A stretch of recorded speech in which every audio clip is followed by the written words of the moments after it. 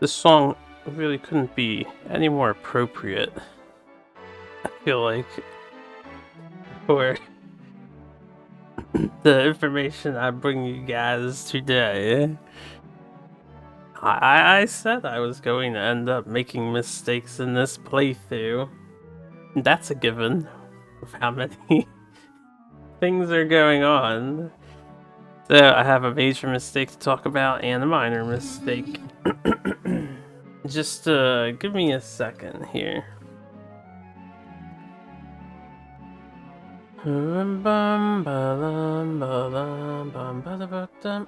Okay. Let's get into this. First of all, the major mistake, you guys probably called me out on it. I did not yet push off the damn boss from the ledge. I was getting too hype in the moment, and well, I gotta look at the old weapon. The Great Hammer, as we all know, it requires exhaustion in order to do this effect. It's a once per turn thing. I did not. I pushed the boss on the second try. I was getting too much in the flow of trying to knock him off, so I got carried away. This means I would have had to wait until at least next turn to try, and of course the rest of the fight. He had plenty of HP left over for me to attempt to knock him off. I do believe I would have gotten him eventually, especially with boxing him into the corner the way I had with the earth thrower and stuff. So I'm like, damn, I fucked up, but I don't think it's too huge of a deal. I do think eventually I would have got him. Also, just as punishment, I didn't get the earth thrower and the loot. I do think Zeke would have picked those things up sooner or later. And then the boss was just going to bounce between Remy and Rook here. Speaking of which, I just realized I need to update Airboy. I'll double check all stats for all characters. Let's go over our people. And I'm going to tell you guys what I want to do next. So we did a shopping trip. I have $6 left. I sold Rook's thing, which I sorted in here. We sold the burn markings strength. Because 4 HP is cool and all. Eventually I'm probably gonna want to change that out anyway. I also really needed that extra $10. The minor mistake I went to cover, which this one was easy to fix. And I pulled this out here to help remind me for item things, but selling has preset prices. I was under the impression it was half the price you paid. And I think I read that in the online PDFs of the old version rules. In this game, they all have preset prices, so all the mundane stuff that I've sold is 5 gold. I need that extra 10 gold from the common item. I sold that. I sold the arrows that Zeke had and wasn't using. I sold the wand of missiles. I sold a fate engine. I think that's all that stuff. We had this spare core. Oh yeah, I got this in the wrong pile. I sold Remy's core, and then we had the spare core from... I was holding on to that because we got the heart box, so... made the extra $10 there, and then I sold all my weapons. So we've updated on weapons. I also decided to make a new bag here called Sold Uniques. When you sell a unique, it is gone from the campaign forever. I have sold the Sword of Dominions. Definitely a good one-handed weapon. This could even still be really relevant, but instead of holding on to it, I wanted the $15 that it provides. So I sold it and we can never get it back. It's just gone forever. So a salute to our Sword of Dominions. I felt like the sacrifice was worth it because I probably don't need it for my plans. So we made a handful of gold. I didn't write down what all I got, but Pretty much every mundane thing is $5. And then this was 10 and this was 15. With all that added, let's go over what we're doing. So I bought the Ramstead Knight's Shield for Remy. Because of this ability, she can just push things now. And she still has countering, and with a teal and a white die, I wanted to keep the Espelancer because I want the extra armor. This is a medium shield and not heavy. So we're going for heavy armor. We have 4 armor now. We have 11 defense as we have upgraded to a Gene Tweak defensive core.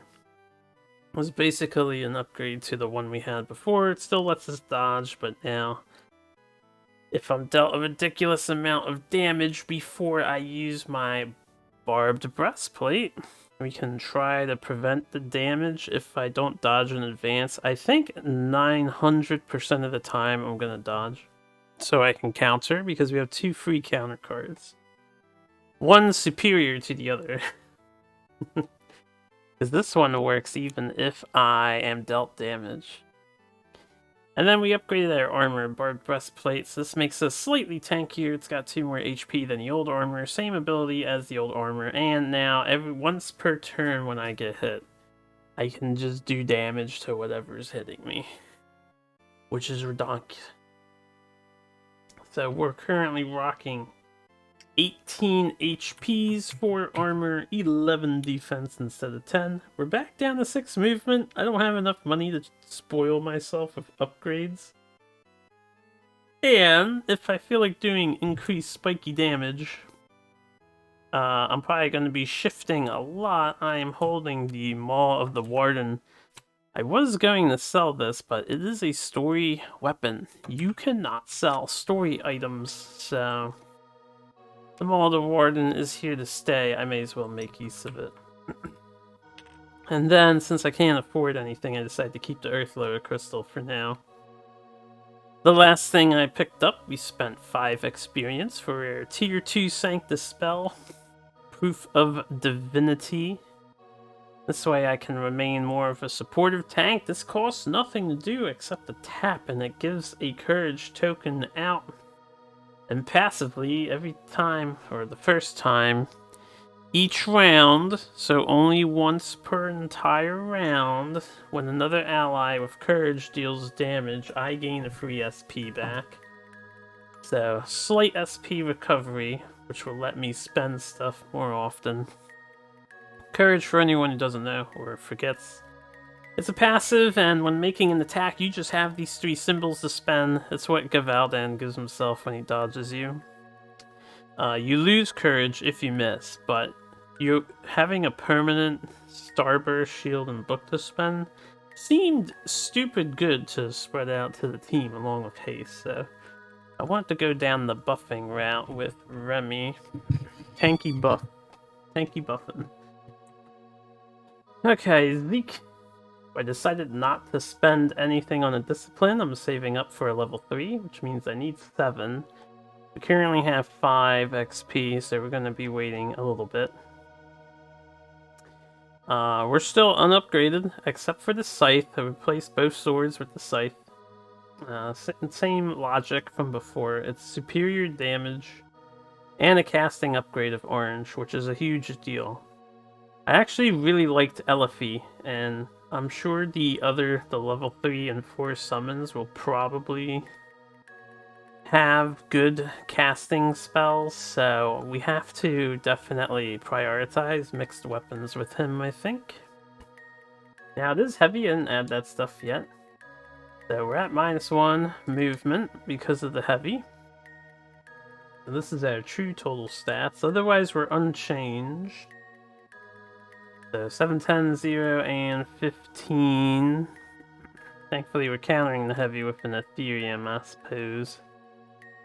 And otherwise, we have nothing new with us. We still have the Sickle Venom to give us that extra utility, I suppose. And now we have Reach 2 all the time. I can also do Provoke 2 once per turn. Well, once Yes, it says until end of a turn, and a turn is a...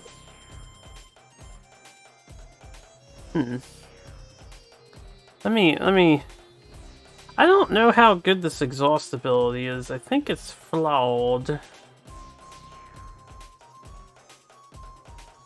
Because I can only activate this on my turn, or can I activate exhaust abilities at any time? If I can do that anytime, then it's very good, and it also is a revelation I thought I couldn't do. No, I can do that anytime. I exhaust the dodge all the time. Yeah, so we can give myself provoke 2 on any one enemy's turn, and just get a sneaky attack in. Okay. Nightingale. So we have our new infection spell, obviously.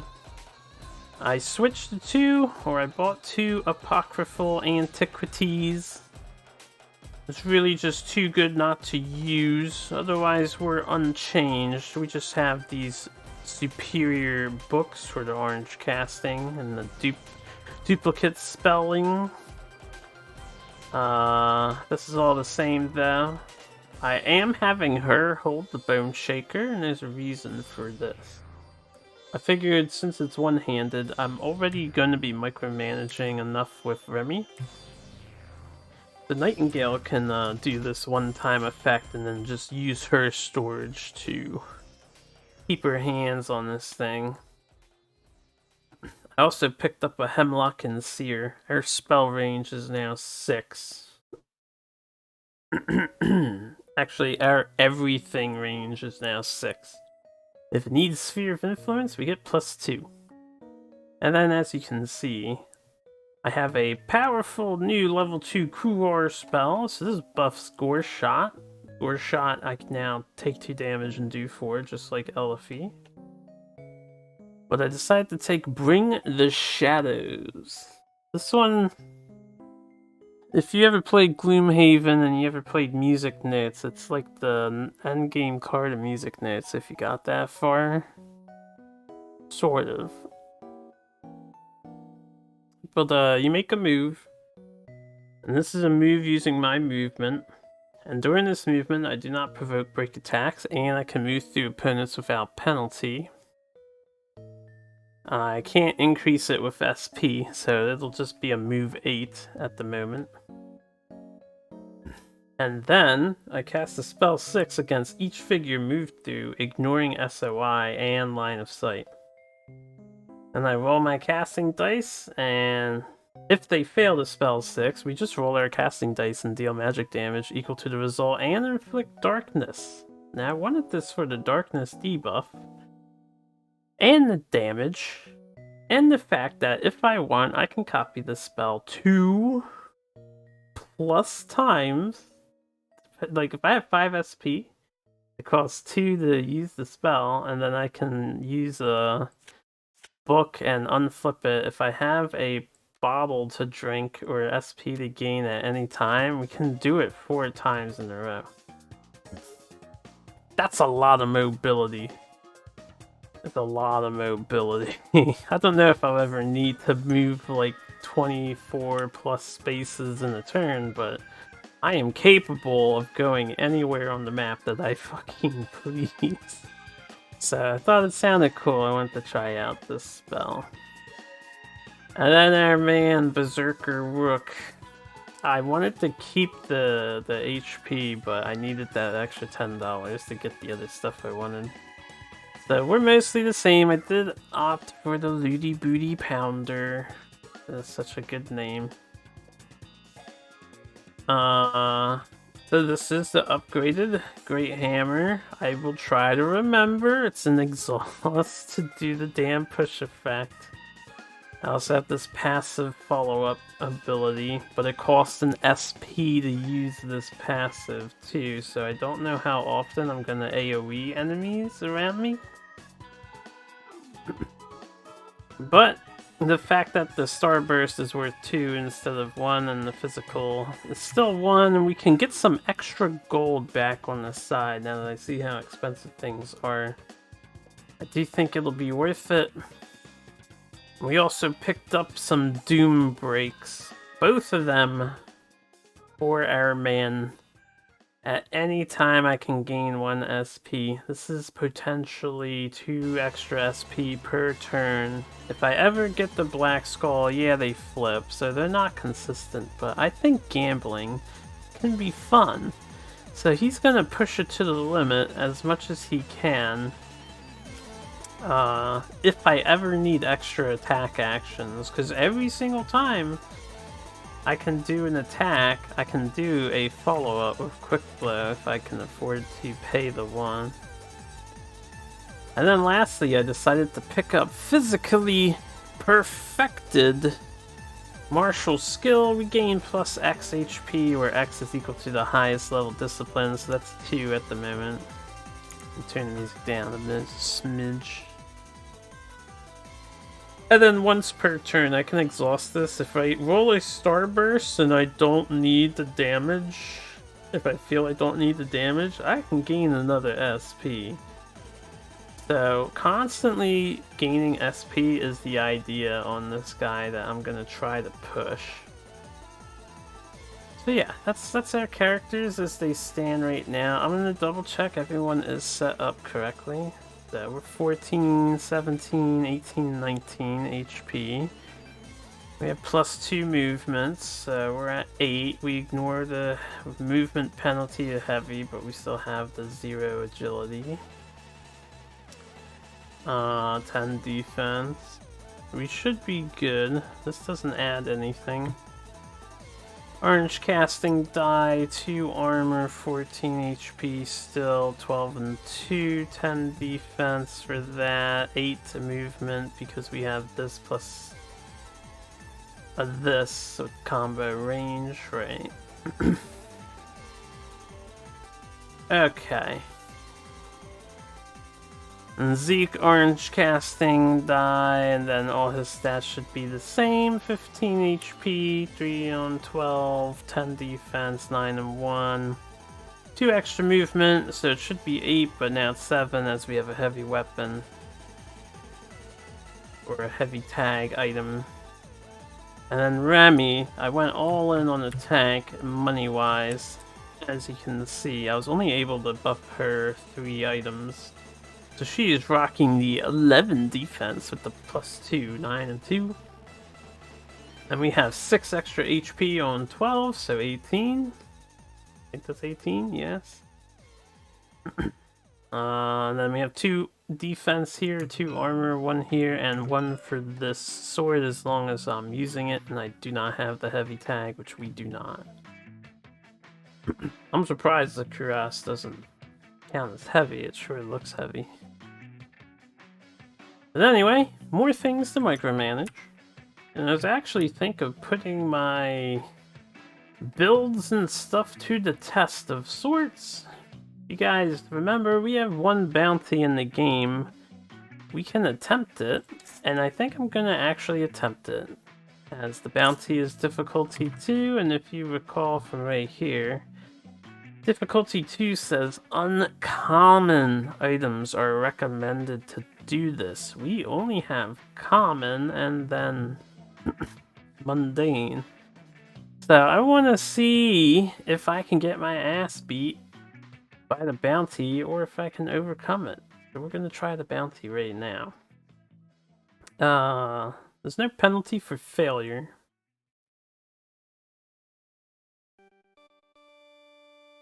Alright, if it's lost, you may try to complete it again, and we keep rewards gained from a failed bounty. So I believe I would lose this stuff if I fail, but I would keep, like, if I picked up a relic from a monster, I would keep that, or any gold from the loot coins. So yeah, let's do the bounty. I already read the story yesterday, so I'm not going to read it again. We have a bounty to kill this zombie guy that ate someone named Simon. Or Simon. So, we need to search for the lair. Following tips from the locals, you are greeted by the serene sounds of a slow-moving river. To the north, you hear water crashing against the rocks far below, and a rickety old bridge spans the chasm. The bridge doesn't seem safe to cross, but you need to find where this blighted terror is hiding. So we start over here on the right. We're gonna have a new enemy I've not seen. And then it looks like an earth loa and a water loa. So we've dealt with them before. They should be no problem. Unless they're like the upgraded versions that I know exist in the game. Let us load the page. Ah, they are the upgraded versions. So we may get our asses beat here. 2 orange. Whew. A Fragor. We're gonna have to read this thing. This is a swarm. Oh, alright, new monsters. Upgraded monsters. These are alternate. Remember, the rules told us that alternates were gonna start showing up. They contain special rules on when and how they spawn.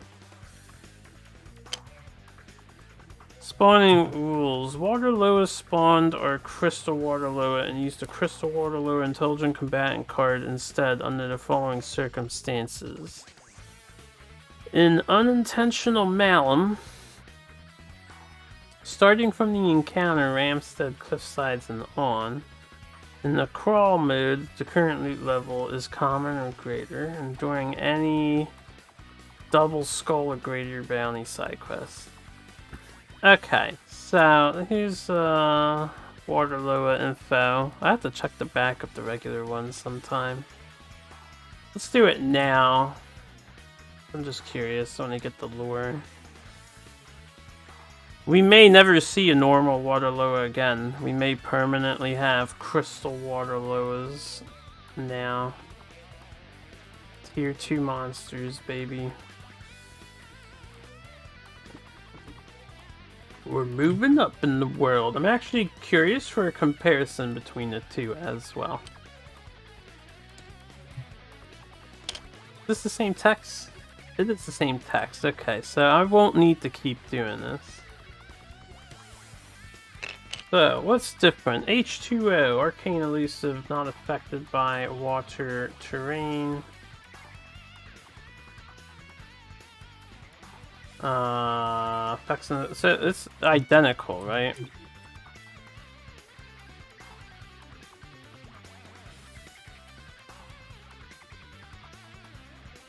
Two plus the difference rolled on a failed conviction. Can I move and attack an opponent from range 6? Yep. So they are the same. This one has different symbols. It heals for 5 on a starburst, still gains +1 to attack roll, but also gains 1 magic damage for shields. 2 teal, 1 teal, and then 2 orange combat dice. We definitely probably don't want this thing casting magic at us with the teal. But, you know, what can I do? 18 HP. Going to be quite a cumbersome foe. 11 defense instead of 9, so they are as strong as my armor. 6 movement, still 0 armor. Fun to see the comparison. Alright, Earth Loa. Which I may as well put these cards here, and then I'll look at the new enemy. Cardinal Earth Loa, so just to check, do the same thing.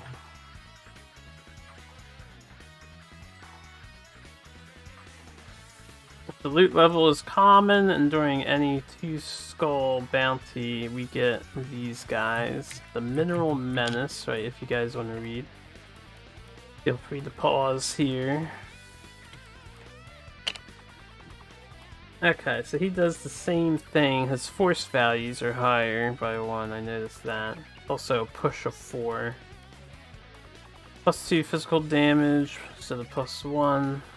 He's not too different. He's slightly more magic resistant. 10 defense. Still 5 armor, 4 movement. I might get my ass kicked. We shall see. So, yeah, most air characters, all air characters are undergeared for this bounty. So what is a Fragor? Biological bulbs. Fragors do not provoke break attacks from bulbs. Anti-magic hum. While a Fragor is alive, any opponent with an SOI of a bulb may not cast spells. Oh? The anti-magic people? 11 defense too? Shit. Make an attack against the person with the most damage. Follow up, inflict disease.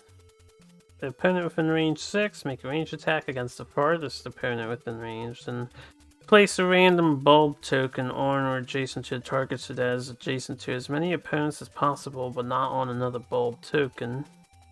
Continue down. Both of these were continue down, so he'll melee and range. Can it move adjacent to an opponent? Move to be adjacent to as many opponents as possible, then deal a purple of physical damage to the Fragor and all adjacent figures. So he like explodes. Otherwise, move towards the nearest opponent. Quite nasty. This thing just has 3 attacks at all times. Okay, and they're very close to us. We want to check the loot level, right? Reset this to 0. Get ourselves started here, and then I'll turn the page. And I also want to take a look at the map and see where the currents are. I think we're gonna have Rook go straight in, possibly. This bridge is not looking too good.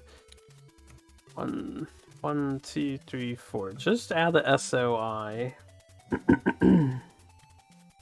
Well, I'm nervous now. I didn't realize they'd be upgraded.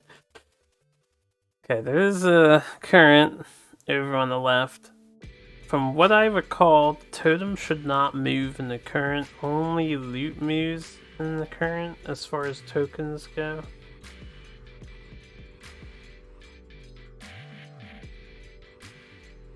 Okay. WinCon. Find the blue exit. Find and move the blue exit. All adventurers are defeated. Lose con. Special encounter rules. If 2 figures occupy the special terrain spaces printed on 59, all of these special terrain spaces immediately become dangerous terrain spaces.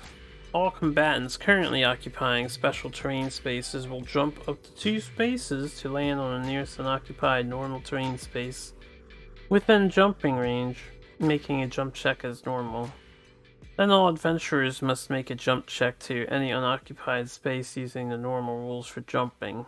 If there's no space a figure can jump to or they fail their jump check, they are defeated.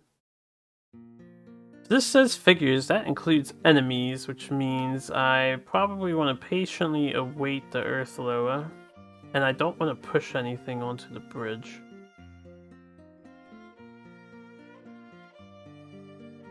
Hold on.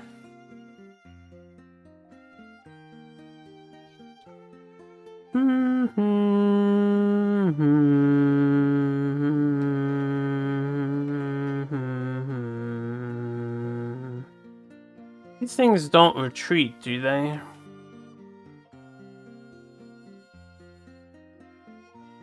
I need to read what a bulb token does too. Bulb. Where is a bulb? A tentacle token.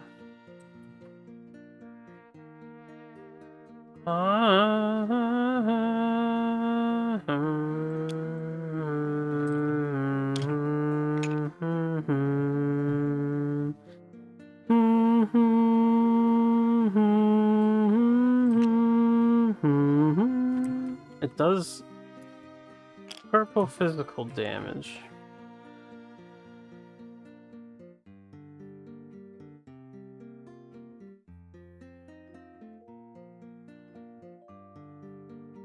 Let me see if there's any rules for a bulb.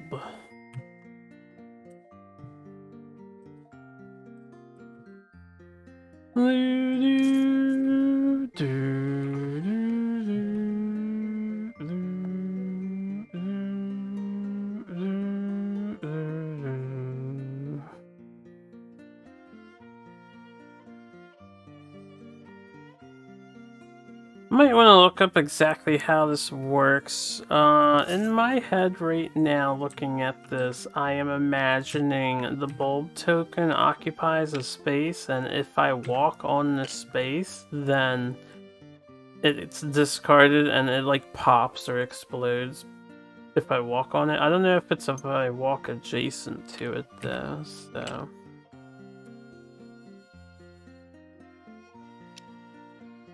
Are these random? Oh. This is actually a bag of 10 unique tokens that I need to shuffle. Tell you what. Thanks, so I don't have to keep coming up here. Just for the scenario, what I'll do is copy the bag. But when do they pop? Break attacks from bulbs. I assume bulbs make break attacks.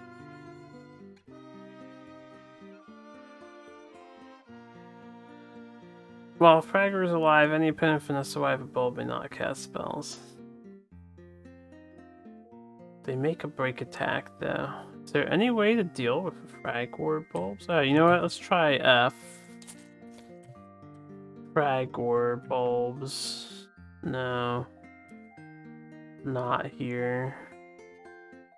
I'll look this one up. I want to make sure I play it right. I think we've gotten enough rules incorrect recently.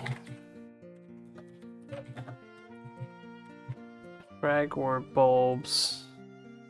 Quick question.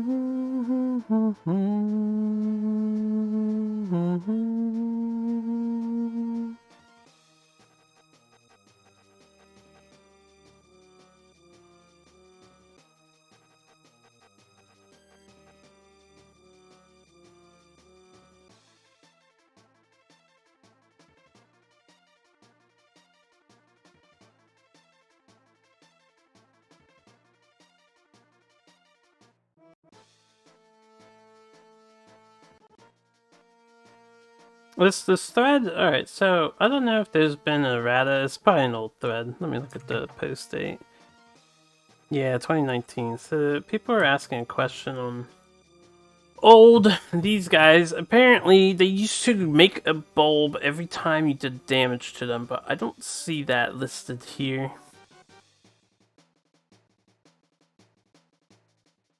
What if I look at your back? Alright, here's the dialogue for the glowing curiosities. The frag war.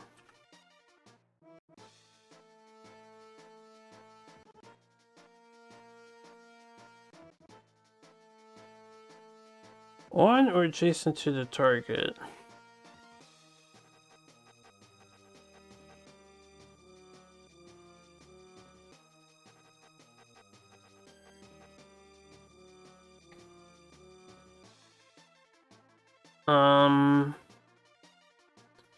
I am still confused. When does a bulb... Why don't they have right here in the passive how bulbs work if it's not listed in the rules? Like right now, I do think that the bulb explodes when you walk away from it, but I don't know if there's a way to deal with them. Or, you know what? Let me look in here. Maybe there's a descriptive one. We have green, yellow, green, black, purple, red, red, purple. None of them are descriptive. There is no descriptive bulb token. Wonder what this is. I'll bet. Oh yeah, this is the animate thing. Vegas theme.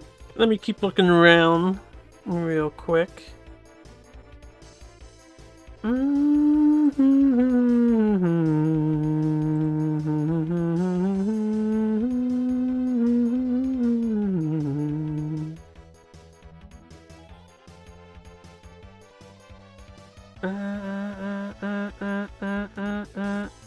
You know what? Tokens, duh. That's in the back of the book.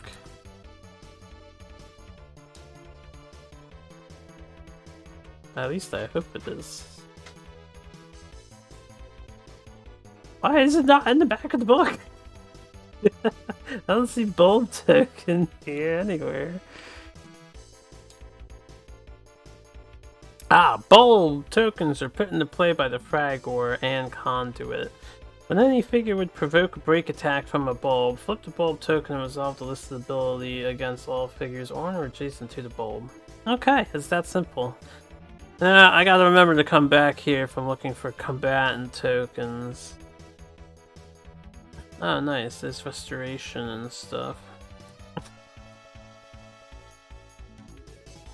Beginning an encounter. Oh, you do unexhaust all cards at the beginning of the encounter? Oh, when beginning an encounter. Yeah, when beginning an encounter. I thought in between encounters you do not unexhaust all cards. Because it's not in the prepare phase.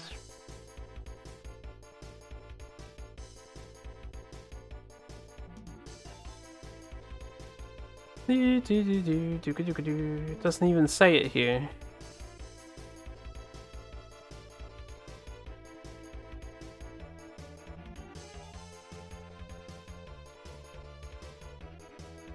It's actually not listed here. Huh. I don't want to read this whole page.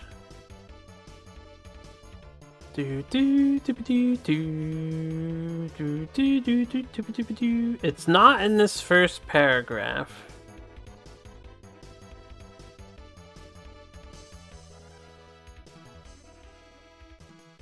Placements. Set up the tiles and stuff.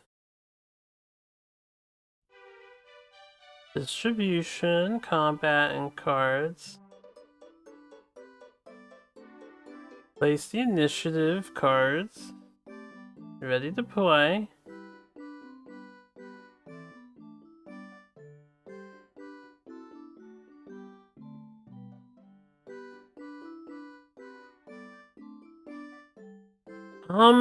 And it's definitely not going to be in any of this stuff. And it's definitely not going to be covered here. So, what do you guys think now that I have a revelation of new information here? I have been playing it. I guess I feel a little better if I've been cheating myself the whole time, too, not just cheating the game and the AI. So apparently we're supposed to unexhaust all cards when beginning an encounter. And when instructed to restore. See, I was not unexhausting until it was their turn. Flip cards remain flipped, remove all status, remove all ability. All ability tokens remain on us and are not removed. You do not receive a free re-equip action.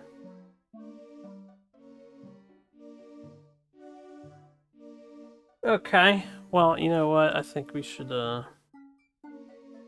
save this page too for my quick referencing needs here.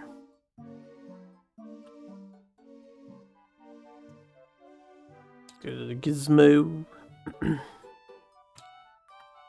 Okay, looking good. Actually fit in there really damn nice.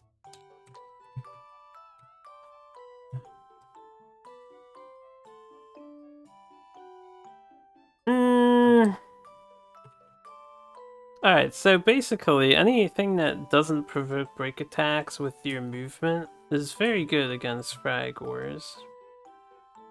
If you know they're going to be around. Not that I knew they were going to be around.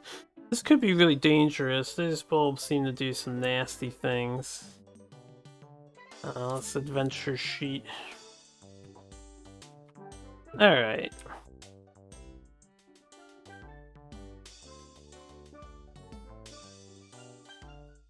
This terrain doesn't do anything, right? We don't want adventure sheet, we want bounty book. No, it does. Slippery rocks. So the bridge will break if 2 people are on it. When a figure ends their movement on or leaves a special terrain space printed on tile 55, they make an agility 10 check. If they fail, they must immediately move the figure 1 space towards the current's edge and end their turn. Currents will move the tokens. I don't think there is a current on this space. There actually is a current. So we fall this way, and then the current's gonna take us away. Slow current. It only moves us 1 space. Let's see. We don't want to fall off that thing. Level is common. So we have the new common loot deck. I believe it's just slightly improved over the uncommon, or the mundane. 3 totems and nothing else. Just making sure there's nothing else. Okay. So, Frag Wars.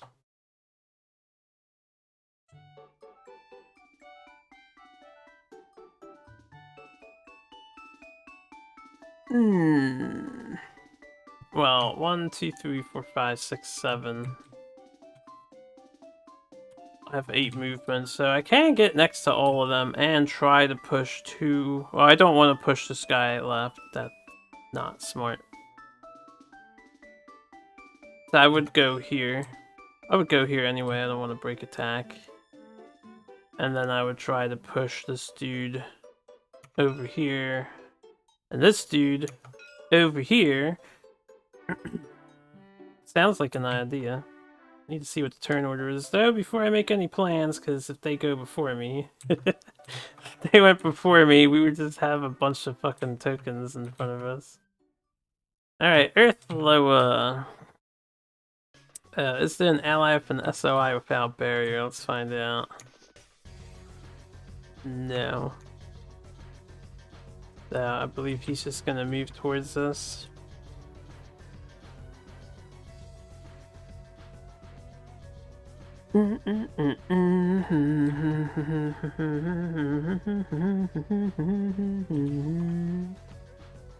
Yes, he's gonna move towards the nearest opponent. He's just gonna go 1, 2, 3, 4. Cardinal Earth Loa. And that's his turn. So Remy is first. I'm thinking I want Remy right here. And then we focus on a frag war. To try and get rid of it. There's no guarantee I actually get a push off to work. I have 11 defense to beat. They're actually quite tanky. I suppose hard to hit. But we have our new dice. Except we're a whole tier 2 down from recommended. Is a teal and white enough to average over 11? Probably. She's not the damage dealer anyway. We're here to tank a hit, and since I'm first, I want them all to target me. So this is... the person with most damage is going to get attacked. Since it's a tie, Remy will take the hit. And then make a ranged attack against the farthest opponent within range. So I would have to get all of my characters adjacent somehow. And then Remy would be the target. If I put Remy smack dab in the middle and I have my Berserker Rook here.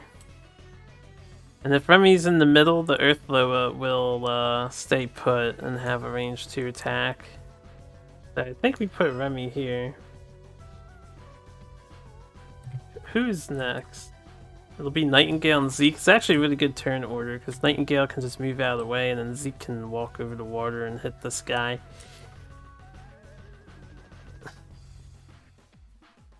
If he's still alive from Rook's turn. Alright. Let's make sure we do our priorities. So the first thing I'm going to do is Proof of Divinity the first time each round of the ally.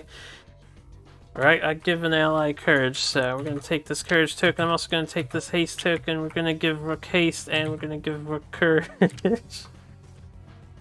think you can see the strategy I employ here. The theme is make Rook as berserkery as Rook can possibly be. I will make a movement action. So I can only move 6 plus a free space. I need to keep that in mind. I'm actually quite slow. I think the first thing I do when I get 30 bucks is buy her movement. 2, 3, 4, 5, 6. That's perfect distance. I'm gonna hang out in the middle of all these guys. And then we're gonna do a free re-equip action, so I can use this since I can't attack this turn. I want the this is an exhaust, so it'll only be against one opponent, but I definitely do want this. I think we're gonna try it out. Alternatively, I leave this on and we counter with, oh, this is a teal too. Actually, it doesn't matter then. Yeah, it's just better to switch to the Maul of the Warden. One more thing I'm gonna do. Items might be super important.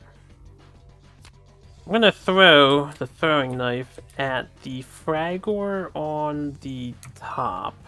The purple one. Because he doesn't have armor. So this should still be good. I have deleted all my dice. Need to pull out some new ones. That is 5 damage on the purple Fragor. Easy peasy. Yeah, no armor. Tell you what, I'm gonna say I threw that first and then re-equip. This way I can be a little more intelligent. I do have planks. If the bridge was to go out, I think I can cross it with my 2 planks. I really wish this would just sit on top without stacking in the middle. Alright, just leave it up top. Or, you know, it can be in the stack for the pack, that's fine. That's all well and dandy.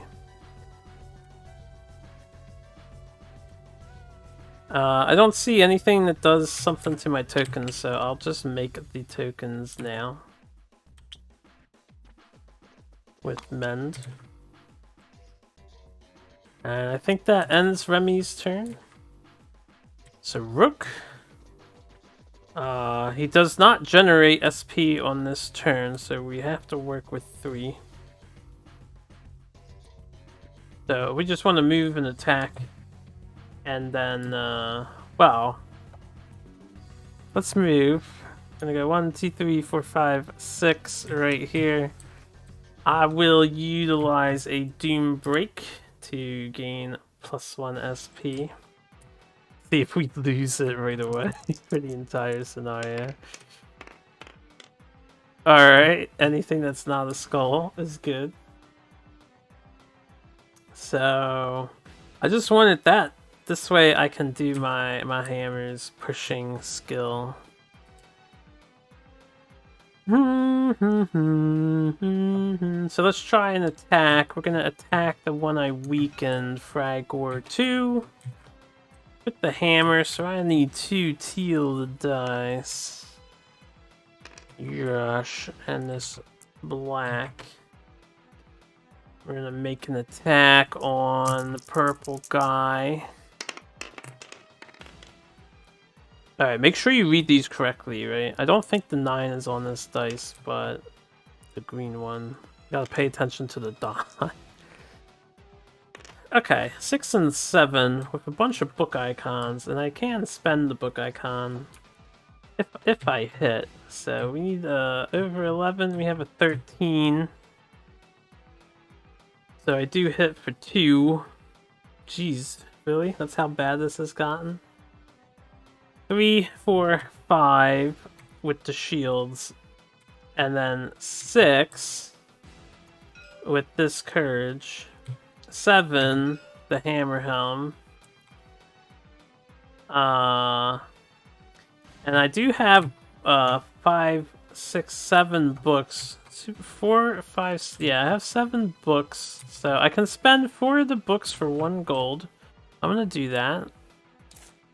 Gonna be silly. Hold on, let me do something. Let's just take the bounty book out. Copy. This is the only bounty scenario, and this book is tied to the adventurer sheet, which I'm gonna constantly go through. Alright, so we got a gold, thanks to everything. It's already 59 more pieces, and it paid for itself. Alright. Right, so that was just the books. 6 and 7, 13 and 11, 2, 3, 4, 5.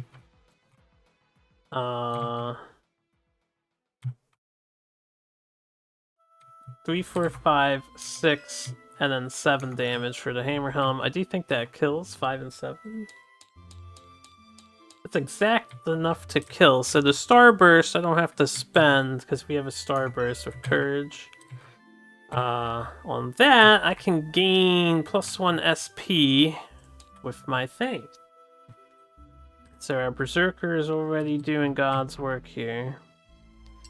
This Fragor has been defeated in the first round. That's good. He's a swarm. So no nonsense, no loot.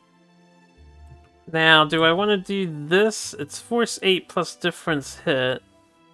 All adjacent opponents. The difference was 2, so it'll be a force 10. I think I will. If he doesn't get it, I get an instant kill on Fragor 3 because he gets pushed into the pit. It is push 2, right? Oh, it's only push 1.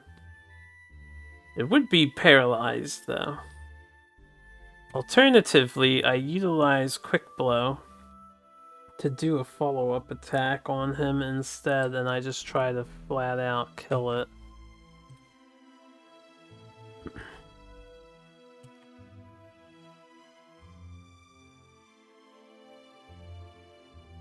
If I get another Doom Break, that's a follow-up attack and a whole second attack I can use on the guy instead. Alternatively, I can spend 1 SP right now just to do damage to him. Each figure adjacent, so I would hurt my ally. Well, my ally has 4 armor, so they would be immune to this. Actually, they would not be immune to this, because as we learned, armor only works for attacks.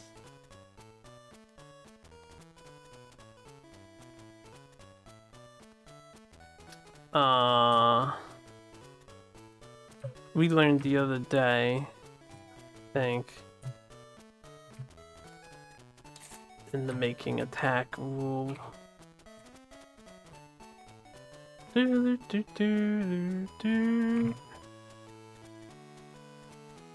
Armor. Oh, anytime you dealt damage from any source. Right, then the ranged attacks wouldn't... The fucking throwing knives wouldn't be reduced if it didn't work at any time.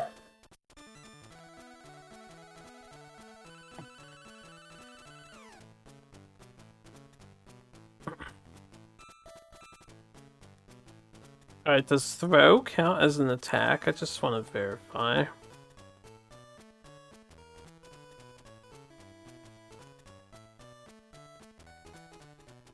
Not an attack. Armor still reduces damage dealt this way. Okay. But it can't be dodged. Okay. So many particular... You gotta read every single line now that we're getting into the nitty-gritty of Middara. Yeah, so what do I want to do? I think I can greed for 2 more attacks, and that's probably higher odds of success. So I will... Well, let's do a quick blow first. I'm going to do a follow-up, and I can make an attack and choose a new target for the attack. So we're going to follow up. Let's see what happens with this. Pretty good roll. So 8 of 5, and that's 13, which is 2 over 11.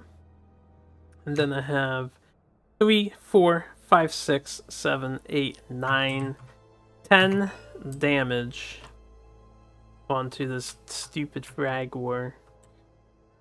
So we're gonna do 10. Keep it at that. I suppose I'll greed then. We'll roll the Doom Break, gain an SP.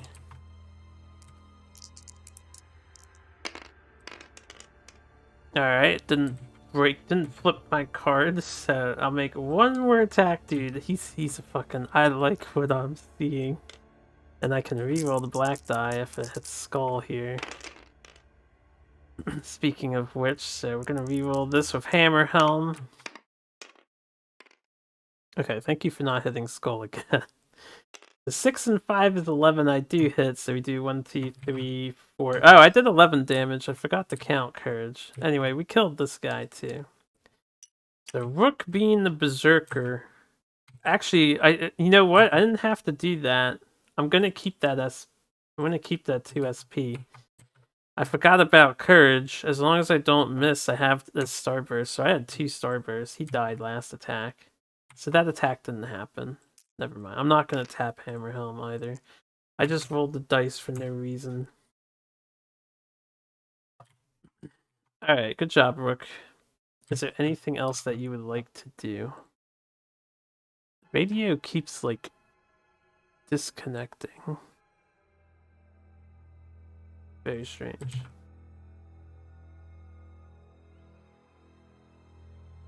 I don't think there's anything else he can do. He already did God's work for us. Okay. Next up is Nightingale. We're gonna give these things no chance since the game decided to give me the opportunity to not give them a chance.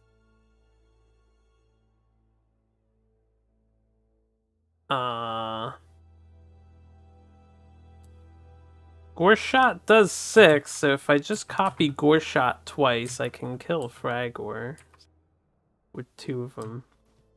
As long as I'm not within SOI of a bulb. By the way, I have to keep that in mind. It says Fragors do not provoke break attacks from a bulb. This means other enemies do? When any figure, yeah. But it hits everything adjacent to it, so I can't just like lure an enemy to the bulb so that it's affected. I guess I can in some situations. Alright, Nightingale. Let's we'll do a movement here. I'll go 1, 2, 3, 4, 5. Yeah, we'll just stand here.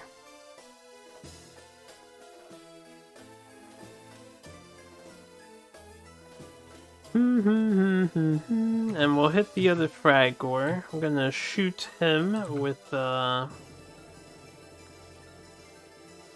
do Gore Shot first. See what happens. We get an orange casting dice. This is exciting. Okay, it's a 4, so we have a 10.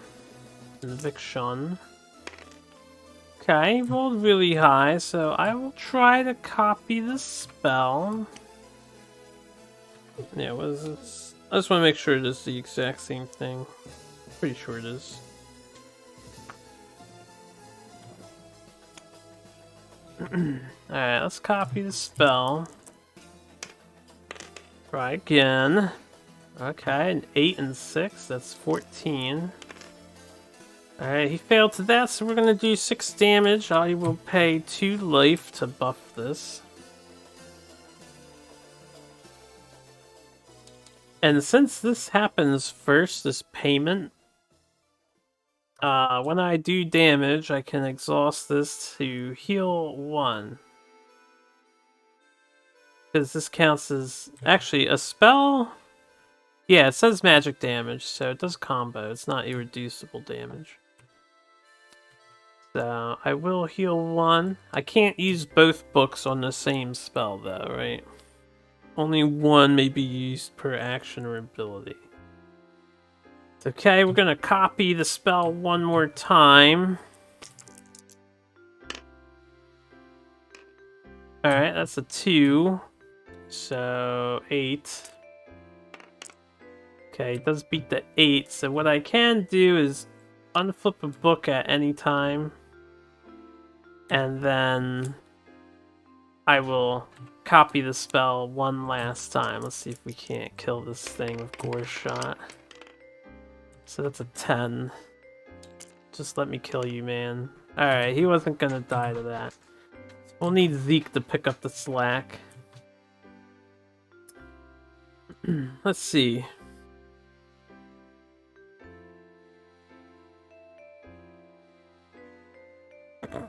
I suppose I can utilize the infection. I'm gonna take 1 irreducible damage to make corrosive ideal cost 0, and I will try to poison the Fragor instead. That's a 2. Okay, he's got a 9, I have an 8, so not poisoned, I just ate damage. Wait. Anything else that I would like? No, I think we leave it at that. I know I could have stayed farther away and abused my SOI, but that's quite alright. Then it is Zeke's turn. Zeke is going to move first and foremost. We're gonna go 1, 2, 3, 4, 5, 6, 7. I only have 7 movement now. I could risk agility 10 checks. I have a 3, so I need 7s. That's not worth. It's not worth.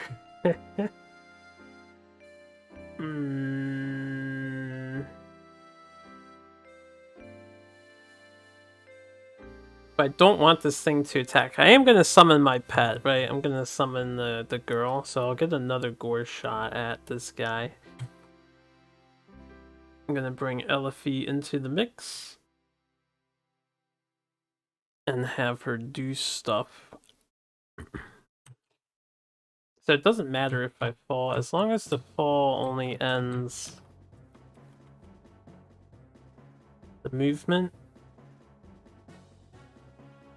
Oh, you end your turn. Okay, then let's do this intelligently. I'm gonna greed. Before I move, we shall summon, so I get these 2 tokens. And this stuff is for...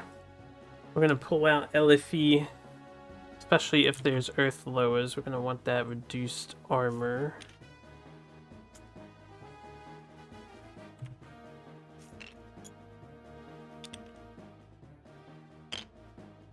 Oh, I didn't even notice there's a space for the familiar. That's how oblivious I am. There's also a space for a companion. Okay, well, Tristram's spirit, now I'm gonna have to remember it's down there. If I actually read things, I would be dangerous, as they say.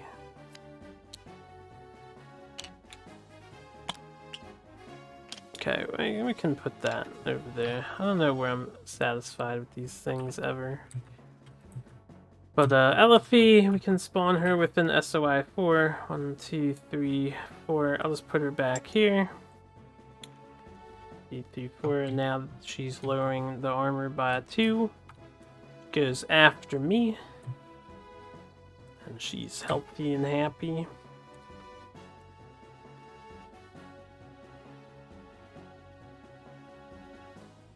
Then I'm gonna try to move, because I may as well. So we're gonna go 1 and then 2. And when I leave this space, make an agility check. So I need another purple. At the beat of 10.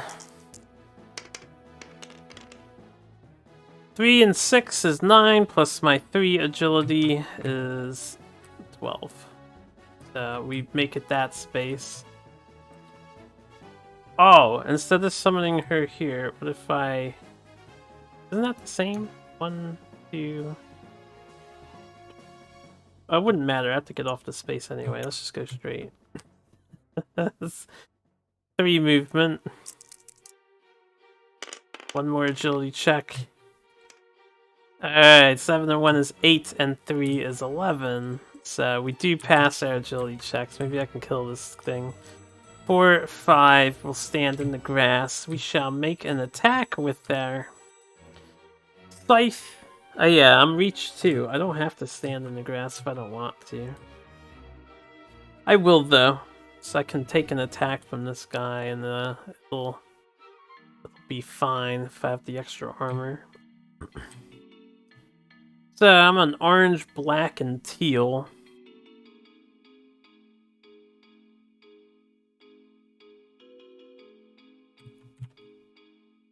So let's get this stuff over here for me to utilize. Make an attack. Okay, 6 and 7 and a bunch of books to spend, which is actually kind of nice for me. Although I need shield and book, so not as nice. 6 and 7, 13. Man, I keep hitting 13s. We're 2 over 11, so I do hit. And then every shield and book is 2 extra damage, so that's... it's 2, 4, 6. So I think 6 damage is all we did for now. This is 6 physical, which 6 is enough to kill the thing. So I actually will not experience how annoying these are, but they sound really dangerous. Make sure you kill fragors with extreme prejudice. 9 gold for our efforts. I'm pretty happy with that turnout. I guess his turn is done, so fragors are gone. Elifi is next. I'm gonna have to be careful about spawning things on the map. Alright, I will make a move action because why not? We'll go 1, 2, 3, 4. Yeah, I'll stand here. And then I will gore shot this guy for free because I can. Use my new orange casting die thanks to the scythe. That's neat. This dude's not that great at blocking magic, although he rolled really well. 8 and 6 is 14. He has an 11, so he's affected by gore shot. I will pay the HP to do 6 damage to him. Or I'll do the 4 extra damage plus the 2. That costs a 2 HP. Then I'll do a blood barrier. We shall add the barrier token to Remy. She is in range. We want her to tank, so we're at 5 defense right now. And that gets exhausted. I guess I'll hold off on doing anything else. So that is Elifi's turn. Watcher Loas. They should probably not do anything. They're just gonna sit there. They can't see me until I get off this bridge one at a time.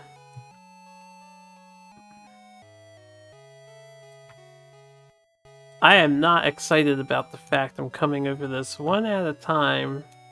By the way, the blue totem, like from the beginning of the game. Oh no, this is I didn't notice this.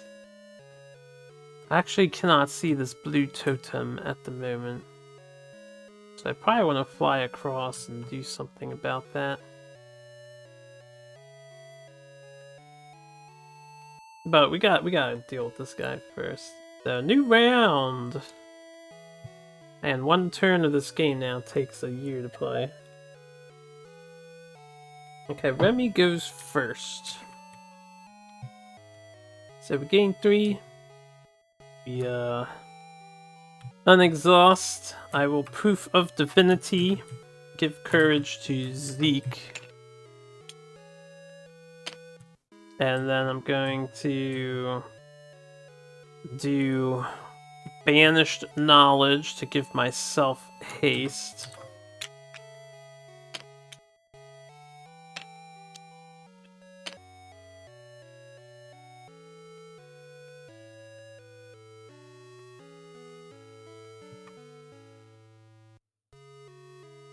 I think I'm gonna keep these things attached here. I can't push this guy, he's hulking. Well, imposing. So we definitely want to tank it. I may as well just stand here and tank it, right? Actually, it would be better if I could get in the grass.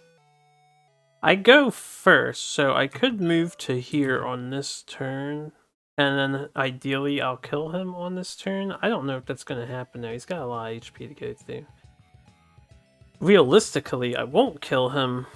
If he happens to push me per chance, I'll only hit a wall, so I'll be safe. And between me and Zeke, tanking a rook would get up next to him too.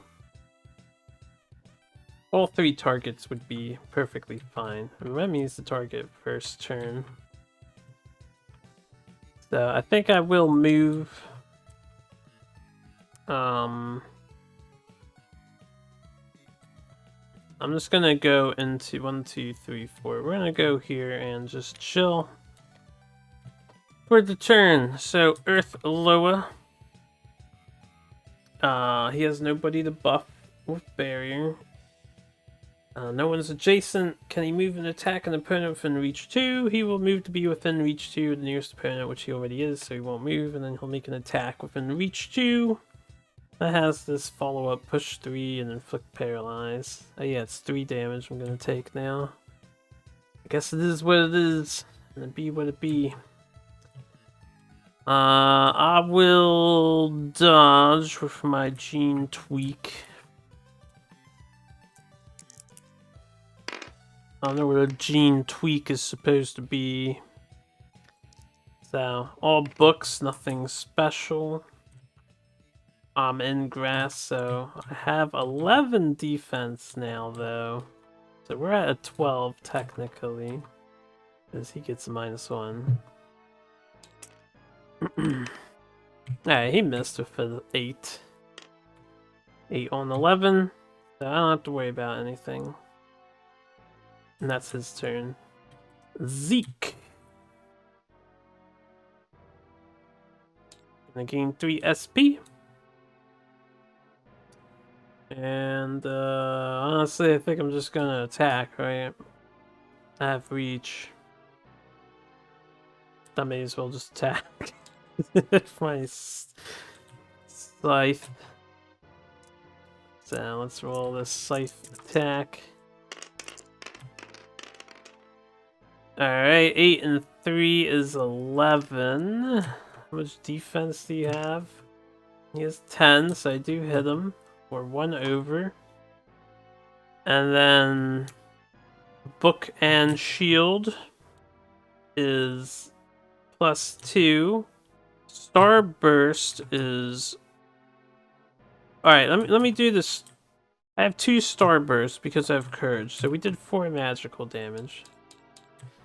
That's the Starburst done. This guy has 3 armor because he's in range of Elifie, who's nerfing him at the moment. So 11 on 10 is 1, and then the book and shield I get for courage would be 2, 3. So now we're at net 0. Did I move my orange die, or is this what no, this is what I got, right? So I have 2 physical damage that got through. When all's said and done. Alright, so 2 more damage. That's not bad. Then he makes a conviction check because we poison and a 10. Alright, he's not poisoned. And then I think we just stand here, right? Yeah. Dude, courage is so good as long as I don't miss. So good. Okay, Rook. We have haste. We untap all the stuff. Rook's ready to go. We're gonna move. I can't push him, so I may as well just move forward too. I have no reason to be on an angle, I don't think. Well, this guy's gonna move to be within reach too, so if I don't deal with the Earth Lower now, we'll deal with that when the time comes. I'll probably have to wait a turn and just let it... Like, I'll have Remy move forward and check out this totem maybe. And then Zeke can tank an attack. Rook's gonna have to back up. I think I know what I want to get next of him. I want that move through shadows skill level 1 so I can do a free movement at any time. To reposition my berserker. I think that's what we want next. Anyway. So let's make an attack. This is our first attack. Teal black. Alright, 5 and 5 is a 10, so we do hit. Which means I keep my courage. This is not a very impressive hit, though. So 10 on 10. I have a Starburst, so I do 2 physical damage, which gets blocked by his armor. And then I have a shield. 2, 3. So that's 3 more. Means 2 damage went through. 3 damage went through for Hammer Helm. But we did succeed in the attack. I can't push this guy, but I could try to paralyze him. Also, I have 5 books, thanks to Courage, so we gain 1 gold. Only need to do that like 58 more times. I'm not actually going to keep that in mind moving forward. Let's do our quick blow. Follow-up attack. I won't use any of the follow-up abilities on the hammer, at least not yet. Okay, this is a 5 and 3, so if we want to keep courage, we don't want to miss. I'm gonna use Hammer Helm, we'll re-roll this. Nice, okay, 8 and 5. Again, a new attack. This is when making attacks, not just the first one. That's how good courage is. So 8 and 5, 13. We're 3 over. That's his armor. So we did 1, 2, 3, 4. And then 5, 6, 7, 8. I'm gonna do 6 damage and then spend 1 to gain an SP.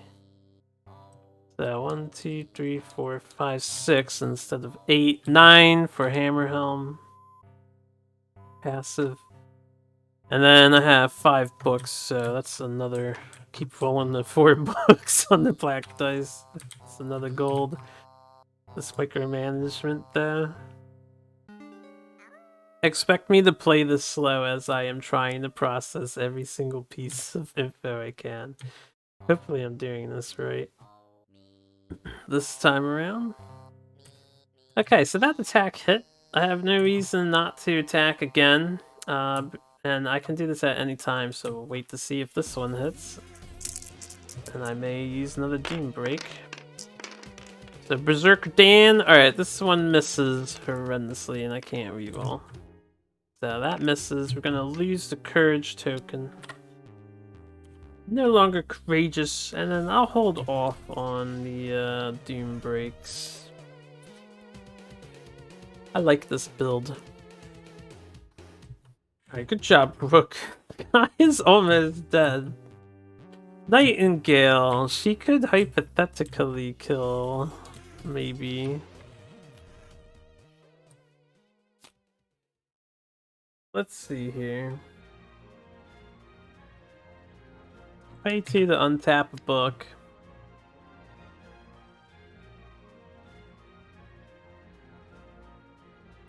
Two gore shots would be 12 damage if I pay the life for it, which I totally would. So I'm gonna do a gore shot first, and then I'll try to poison if it fails. This time around, we have an orange casting die.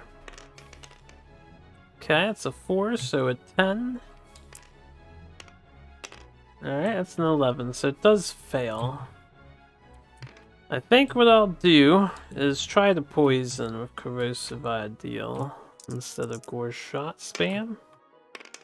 Did LFE go this turn? No, not yet. That's a 3, so a 9. Alright, and that's an 8, so he is poisoned.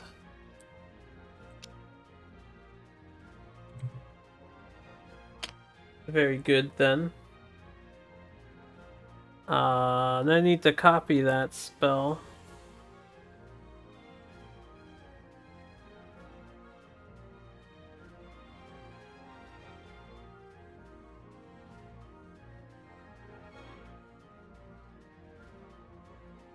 I guess I'm just gonna chill, honestly.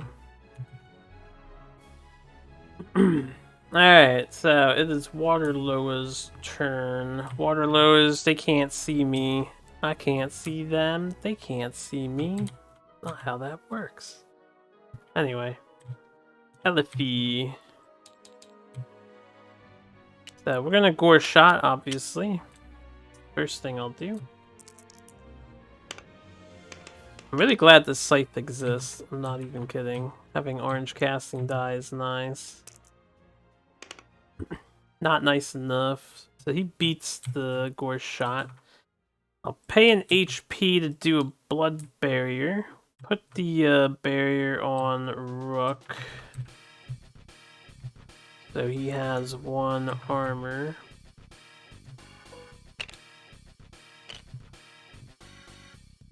And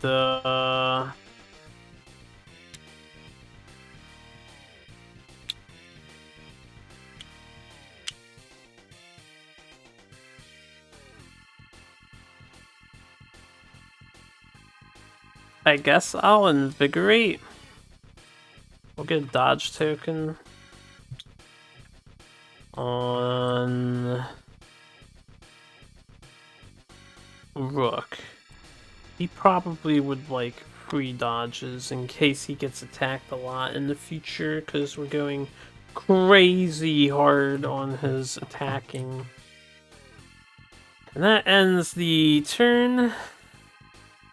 Oh yeah, I keep forgetting. Rook healed at the first turn and the second turn. He's got 2 energy tokens.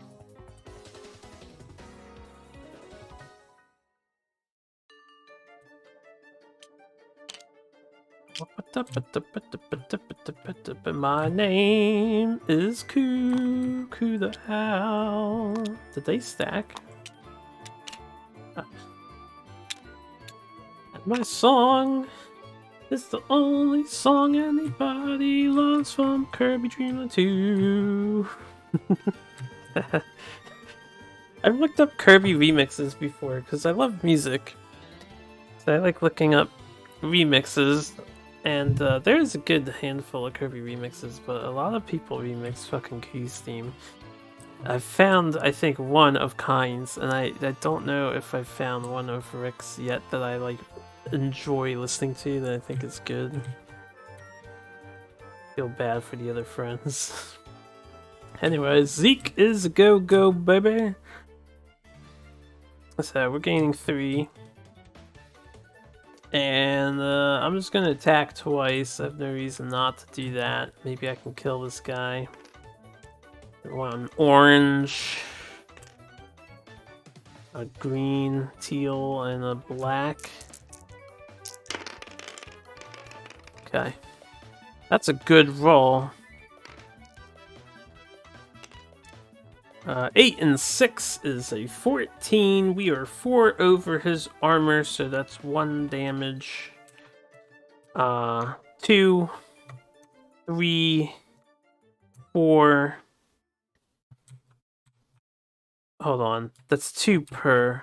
Let me do this again. 14. We're 1 over. Alright, I want to do it like this. I'm going to start doing one at a time. So 1 over. Yeah, 2, 4, 6, and then 8. Physical. Alright, we killed it with that. And then I have 2 starbursts. That's 4 additional magic damage. You know what I really need is something else to spend starburst on for everybody now. Because I'm gonna be having a guaranteed starburst. Yeah, as long as I don't miss. So we cremate this Cardinal Earthloa. So far, so good. Draw a loot card. Ah, I got the 10. There's only one of those in the whole thing. Nice. Okay then. Well, with that, I can move up to 9. So if I do 1, 2, 3, 4, 5, 6, 7, 8, 9, I can actually just go straight up here. I will be targetable by these two, so I'd rather not. I'd rather make sure I can at least hide behind. Yeah, if I go in this grass, I'd say I can be seen from this tile, so only one of them could shoot me. Because that's hitting the wall there. And then this wall is blocking this, and this is... This one could hit me too. 1, 2, 3, 4, 5. Okay, 2 of them can hit you in the grass. I will spend 1 to move. And I'll move 1, 2. Just get... We'll line up and get ready to cross this bridge. Remy is next. So I gain 4. Gonna untap stuff.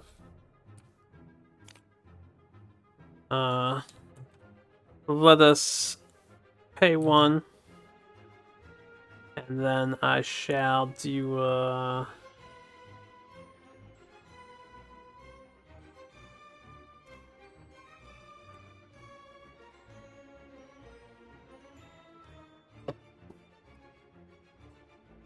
I need to remember now that I understand exhaust is an anytime ability.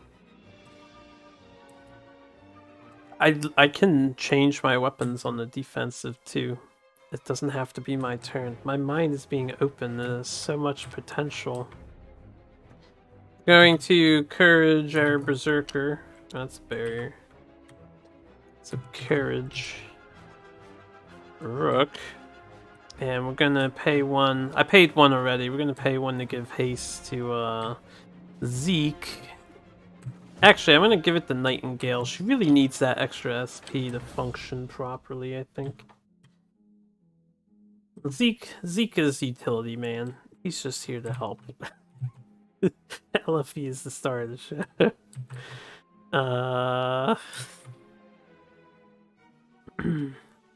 6. Probably 7, 8, 9, 10 at least. Let's see. 1, 2, 3, 4, 5, 6, 7, 8, 9, 10. Yeah, I'll go 10 and then I can see this totem. So let's move 10.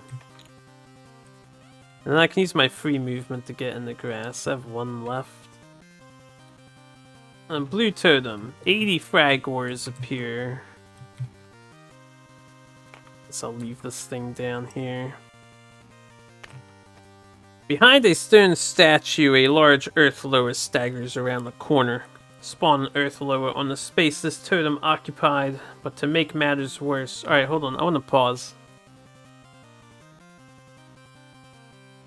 Oh, shit.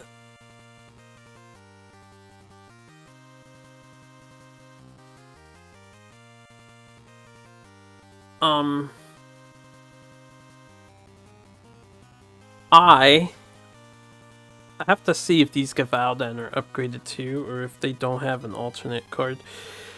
What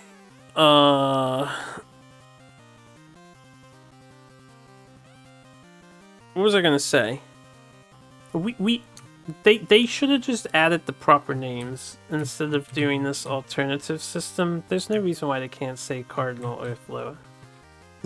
That's extra bookkeeping on our part. I do think Middara would make an excellent video game if they can figure out smooth co-op multiplayer that doesn't desync. And if it does, has a way to resync. There's so much bookkeeping to this game. I kind of hope they make it a video game someday. But anyway, alright, so there's an Earthlower on the space system occupied. We know that Earthlowers are always Cardinal Earthlowers now because they have the alternate rule.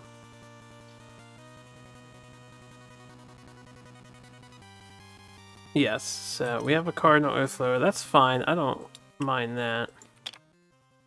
I mean, that's mildly annoying because I am somewhat in... I won't be in danger. I'm gonna use my free movement to back up one, and then he can't see me to break attack me, so that's good. Totem goes back. Let's look and see if Gevaldans are upgraded or if we're using the same old Gevaldan, which I would prefer. They're very strong as they are. I'd rather not an upgraded one. So what I'm going to do is just type Gevaldan. I do see there's a Grizzled. So we have Gevaldan. I guess I'm about to fight that soon. A Grizzled Gevaldan and a Horned Gevaldan. So, Grizzled. Level 2 bound. Alright, so we have these from now on. We're fighting Grizzled. Too far into the game, no more Gevaldans. Move this to the side. Alright, Grizzled Gevaldan. With 2 of them. The Earthlower is first. Alright, what makes you different? By the way, here you go. Is lore. Yeah, I forgot I could do this. Look at the back of the card. Anyone who wants to read the Gevaldan lore? Just pause there. 18 HP, 12 defense, 6-0. Green as well as a teal instead of 2 teal. This is the same.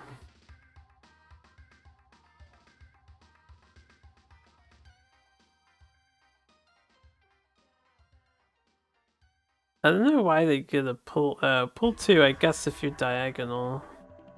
No, we've been over that. It'll end you on the diagonal. I don't know why they have pull 2 if they only have a reach 2. That seems weird. They only need pull 1. I guess we'll find out.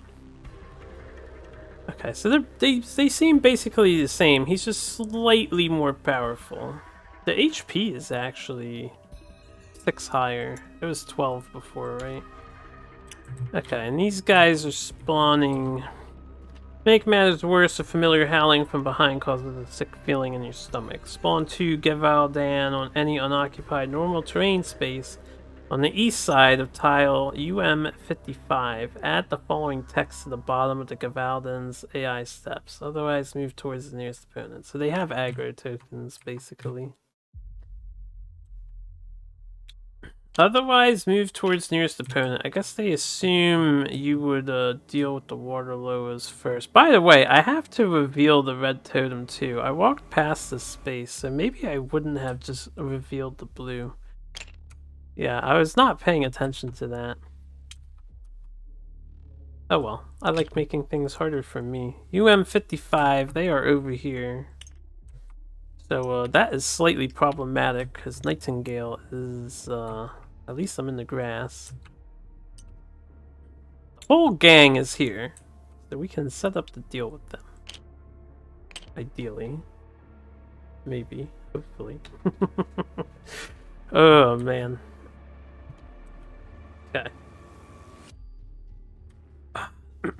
If I'm giving them the most advantage, they would be as close to the closest figure, I think. I like that.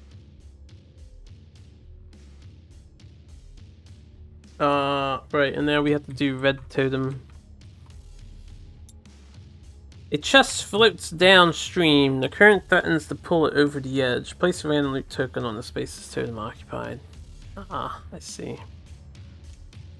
Random loot token, eh? Too bad I happened to notice that. We might just let that go. Technically, Remy could fly over there, and she'll probably be fine. Alright. Yeah, I can pick that up on the next turn. Okay, I use my free movement to go here. We do not provoke an attack from this guy, because he can't see me. He goes right through the wall. So, we're good with the shady training. Before I move over there... No, I think we're good. We want to keep all this stuff.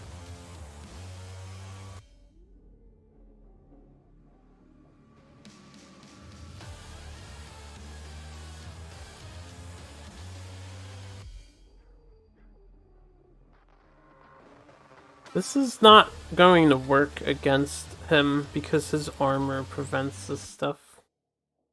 And these would be two separate sources, so I don't really need these. And I can't push them either, so I don't really need either of these shields. Shit! Not good against armor targets. Alright. We're fine there. I guess the Earth Loa goes, so he needs to see me. 1, 2, 3, 4. He can't see his friend to cast a barrier, so that's something. He's gonna move here. And then attack Remy. I may as well dodge this attack. Did the waters go? Alright, they cannot see me, so that's good. They'll do nothing this turn. I will dodge. Let us dodge. Once again, my dodge rolls seem a little more on the disappointing side.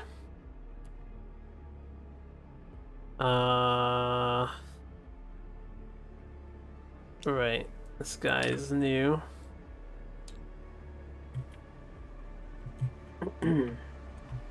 So he's gonna attack me. He has a 10, I have an 11, so he actually does miss. I don't have to worry about anything else from him.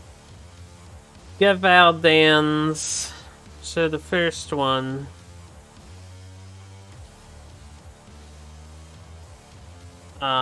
No one's adjacent, no one's within reach 2, so he's going to move and attack an opponent within reach 2. Move to be up to reach 2 from the nearest opponent. So he's gonna go 1, 2, 3. Shortest movement possible. This guy is gonna be affected by this terrain, I think.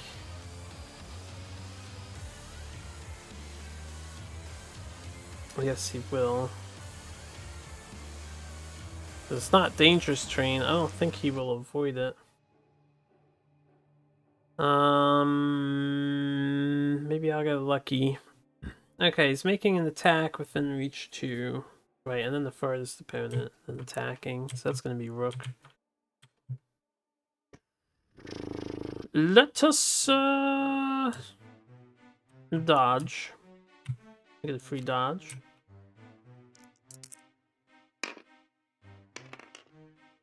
Okay, 2 shields, so we are at a 12. Gavaldan here is rolling a 13. That's actually a 12, because I'm in the grass. So 12 on 12. He does 1, 2, 3 physical damage, pierces 1 of my armor. We have 2 armor, I believe. Yes, so I have 1 armor, that means I take 2 damage from this attack. Could be worse. Alright. Then he's going to move to be at up to reach 2 from the farthest opponent in range. So this is good for me. Right now, I'm going to exhaust this to gain Provoke 2. Because what he's going to do is avoid this terrain, I think. He's going to go 1, 2. So that's a break attack from her. So we get 2 orange dice. Not often I get to cast my magic spell with a physical attack. Alright. Oh yeah, the first time he's attacked each turn, he dodges, and then when able, he's going to counter. So he actually dodged that. Probably not a good break attack to make. His dodge failed. My attack missed, so he's gonna counter me, and this is still his turn, so at least he won't counter anybody else if I miss. So I'm being counterattacked. I don't think I can dodge again. So we're just gonna eat it. I might end up preventing this damage. 7 and 4 is 11, minus 1 is 10. I wish I had that extra defense. So he does hit on 10. 1 armor pierce, 2. So it's only 1 damage. We'll take the 1 damage in stride. Alright, hits counter and dodge is burned. Oh, right. No, hold up. When he dodges successfully, he has courage. So this attack just did a little more damage to me. So number 1 has courage. This attack, instead of 1 damage, it ignored both of my armor. So it did 1, 2, 3, 4, 5 damage. I will take... This is once per encounter. I'll ignore the damage from this attack, and hopefully the other one doesn't hit me for too much too. We'll use my armor ability. Okay. So that was her break attack. Now he's gonna move here. Wait, he was here. 1, 2, 3, 4 is the movement he's going to make. Actually, he's gonna go here, so he's not aiming through. I don't think Reach cares about aiming through targets. I think it's only range.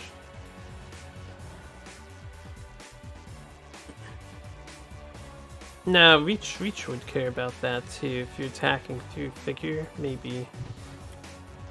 I need to double check that rule. But when he gets off this tile, my Provoke is gonna do a break attack on him, so. I don't have to worry about dodge. Let me do my break attack, then I'll worry about the attacking through figures bit. With Reach. Okay, we have a 12. Which does hit his 12. That's good. He has no armor, right? No. So we have 2, 4, 6, 8. 8 physical damage, 10, 2 magic damage, and he's gonna get poisoned possibly. It's 10 damage, that's really damn. Life is fucking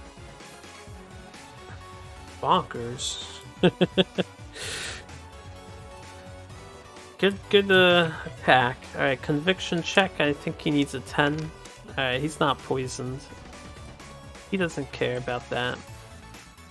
So now he's gonna attack. He has to choose between grass or figure. This is why figure matters. Actually, he doesn't choose. It's just straight up grass and figure, honestly. These guys do both tiles. When you're in that sort of knight's position. This is why it does matter. I could have 2 extra defense here.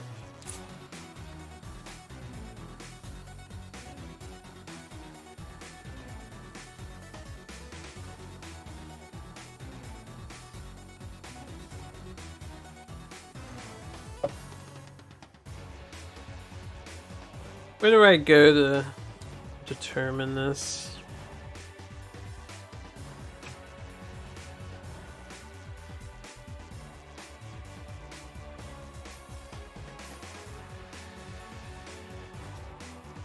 It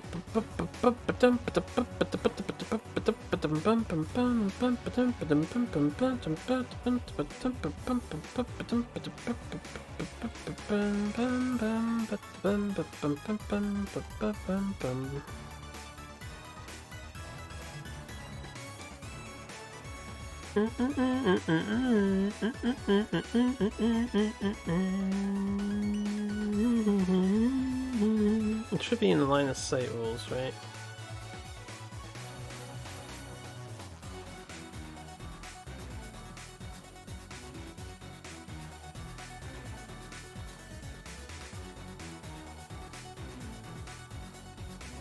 Oh, it's not through figures, it's only when you're attacking through allies?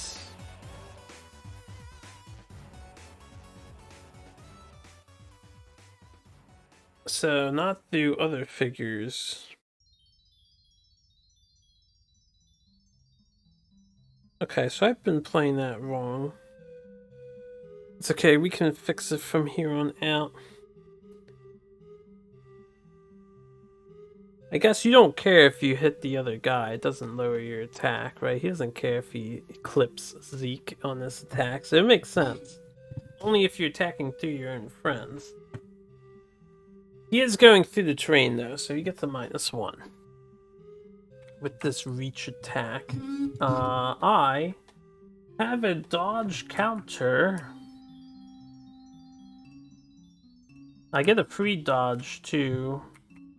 So we'll just roll our dodge via the armor, and then maybe I'll use my counter on the second guy. We've got a +4 along with the terrain, so I essentially has 15 defense on this round. Good chance he misses me. Very good chance. He only has a 10. Means he loses his courage token. And that was the first one's turn.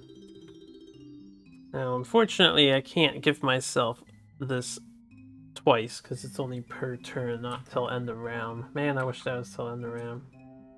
Second Gavaldan, he is going to go 1, because they have to take the shortest path, and it's not dangerous terrain. You won't avoid this.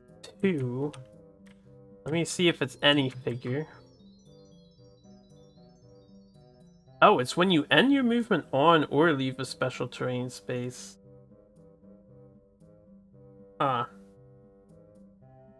Alright, well, just to humor it, because I cheated it with Zeke, you have to do this 4 times to get off of this terrain. I passed it when I landed on. So, like, I landed on, I rolled for landing off. Then I landed on. This is ridiculous. Oh wait, it says when you end your movement on. Let me read that again. Okay, never mind. It's when you end your movement on. I did it right. Or leave it. Anyway, he's got to make a check. A skill check. He'll pass unless he hits a skull. So he passed that, and then he... Oh, he's not moving yet. He's in reach 2 of me. So he's going to attack Nightingale. Who's the closest, and then we'll roll it again. Nightingale... Right, I'm just hoping this doesn't hurt me for a lot. So he's attacking... Okay, that's 9. So 13 is 3 over 10. It's 12. It's 2 over 10. And then he has... I have 2 armor. He has 1 armor pierce. So I prevented 1 damage. He's done 1, 2, 3, 4 damage. So we're taking 4. I'm gonna need like a second healer, I think, moving forward. Or some other kind of sustain option. There's actually an overwhelming amount of enemies here. Maybe not overwhelming. Once I deal with these, we'll be okay again. Alright. That was his first attack. Now he's going to target Rook with the move to be at reach 2 from the farthest opponent within movement range. So he's going to leave this terrain, make a skill check. Okay, he passes, and then he's gonna go here or here. It doesn't... I think here is less movement, so it's faster. I make a break attack, which is probably bad, because I have to beat a 12 with 2 orange dice. I mean, I have a decent odds of doing it, but not when I roll 2. So, I fail, which, oh yeah, and he dodges this.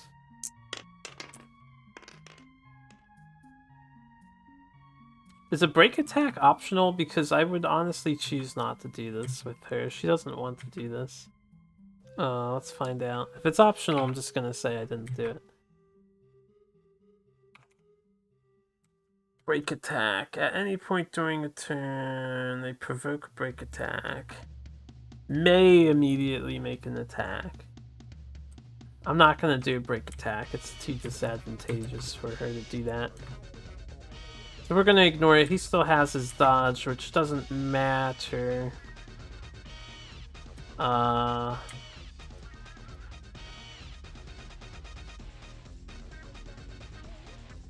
Yeah, the fact I have reach doesn't mean it provokes a break attack normally, otherwise provoke makes no sense. So he's gonna go here, he's gonna target Rook. Rook will use the dodge token that I gave him to dodge this.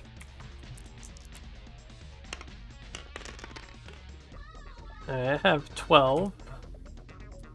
12 defense. He has a 13. And there's no minuses to this, so he does beat me by 1. I have 1 armor thanks to barrier. And I have... I'm getting hit for 3. But he ignores the armor, so I'm getting hit for 4. Okay, so we're taking 4 damage. Oh! It is gonna be payback time soon, little doggies. Elifie.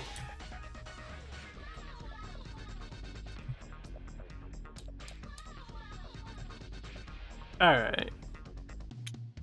What do we want to do? Let me lock this, because she's gonna be here a while. What do I do? What do I do?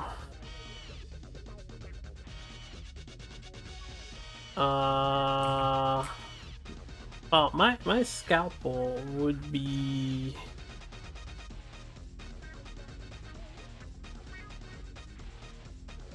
I do get the black die, right? Even though this says two dice. Do I get the black die because I have a black die on this site? Where is the intelligent combatants? This should be the intelligent combatants page. I was just looking for push-pull at the time. Let me reset this to this stuff.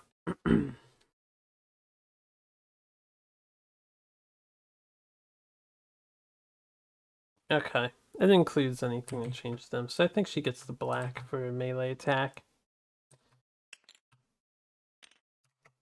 The music stopped again.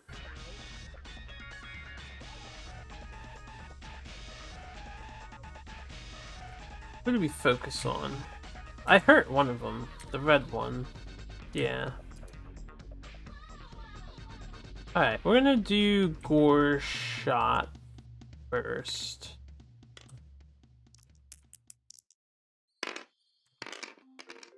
Okay, we have a respectable 12. Gore Shot is exhausted. And let's see what happens here. Conviction. I don't know why the radio keeps like getting paused. They might be having some problems, is all. Anyway, he failed. He has an 8. I'll switch the radio over. Let's exit Nintendo if it's gonna be lagging. Ah, you can see the reply to the Middara question I asked. Let's switch up to the Other radio station, where is it? RPGN Gaming Radio. The other one I like to give a shout out to. These guys are at least consistently on air. Usually, I haven't seen them down. They have their ads every once in a while though, so that's fine. Anyway, he's getting hit by Gore Shot. That's 2 damage. I'm gonna make it +4. So that's 2 of my life. I am hurting. Oh, I'm hurting. Maybe the Sword of Dominions is something I should have kept to, like, finish things off with. In hindsight. I think in the very near future we're gonna look for a little more healing.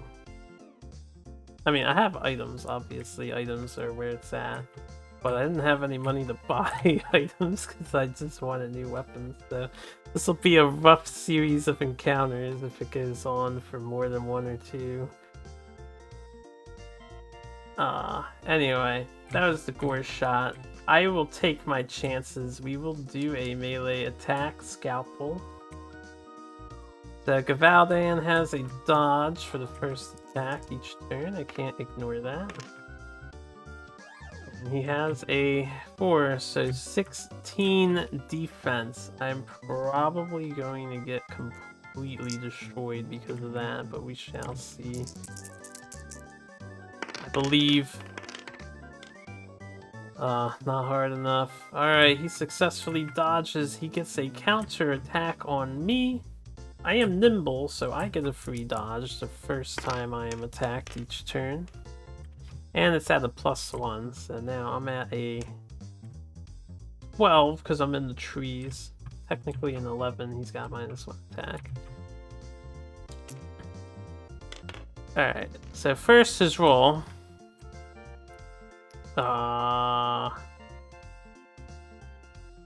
Second, he has Courage, because he dodged. And then third, 5 and 7 is a 12, so that is an 11. He does hit me because I'm only at an 11. So he's going to... I don't think I have any armor. She doesn't carry over armor. No. So it's just raw damage.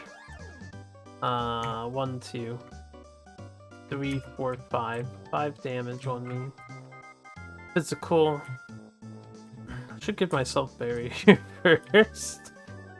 1, 2, 3, 4, 5. We're at 12 out of 15, so I am hurting quite a bit here. I won't be able to read my abilities.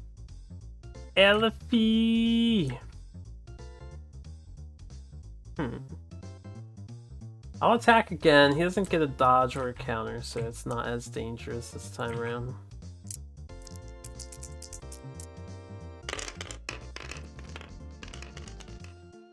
Okay. I did not hit though. We failed to beat the 12 that we need to beat. Then I'm tempted to use this. Make an action for free.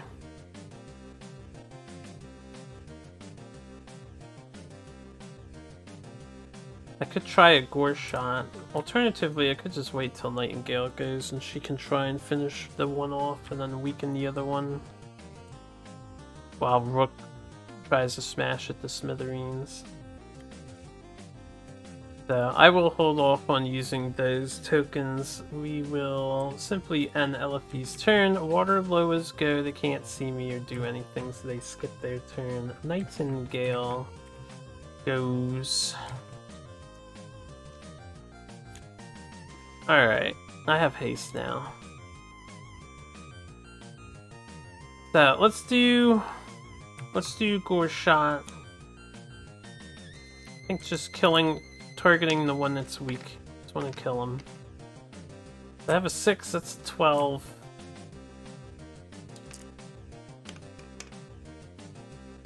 He has a 12, so he does survive it. I will repeat the spell. Try again. Alright, we have an 8, so that's a 14. Okay, he does not survive that. We get the 2 damage in, so this is gone. Get the kill on the Gevaldan. 7. 5, 6, 7. I'm going to spend all my SP to unflip the books, and what we're going to do... Actually, I'm going to unflip one book. We're going to try to poison the other Gevaldan. So let's do some poisoning here. Could do the dark... Ooh, you know what? Yeah, instead of poison, I'm going to keep the 4. I'm gonna spend 2 to bring the shadows. I can make a move. I don't provoke break attacks, so what I'm gonna do is 1, 2, 3, and then 4, 5. All the way here. Yeah, is that Adventure Island I hear?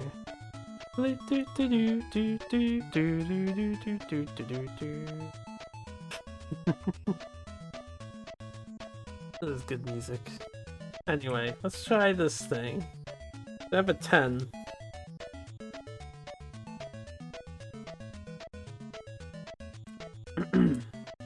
If I can get darkness, he won't dodge. I figured that's a good thing to try for. Unfortunately, he's so good at rolling 7s on the fucking white dice. So he's ruining my plan. We're gonna copy that spell and try again. Alright, I'd like to see you beat a fucking 14, nerd. That's what I thought. So we do a white die of damage? A casting die of damage. No, I do an orange. That's 8 damage right there. And he has darkness. So his armor is down, or his defense is down, and he cannot dodge. I think I'm gonna keep this token by me so I can more easily divvy it out without going to the top. I don't know why I feel it's just nicer down here to have what we're capable of, but I do. I like this spell. The spell's gonna take me places. I'm glad I decided to do that. This is untapped. Okay. So that's Nightingale's turn. And then Rook is going to go. Gonna gain 4. Untap, untap, untap. I am going to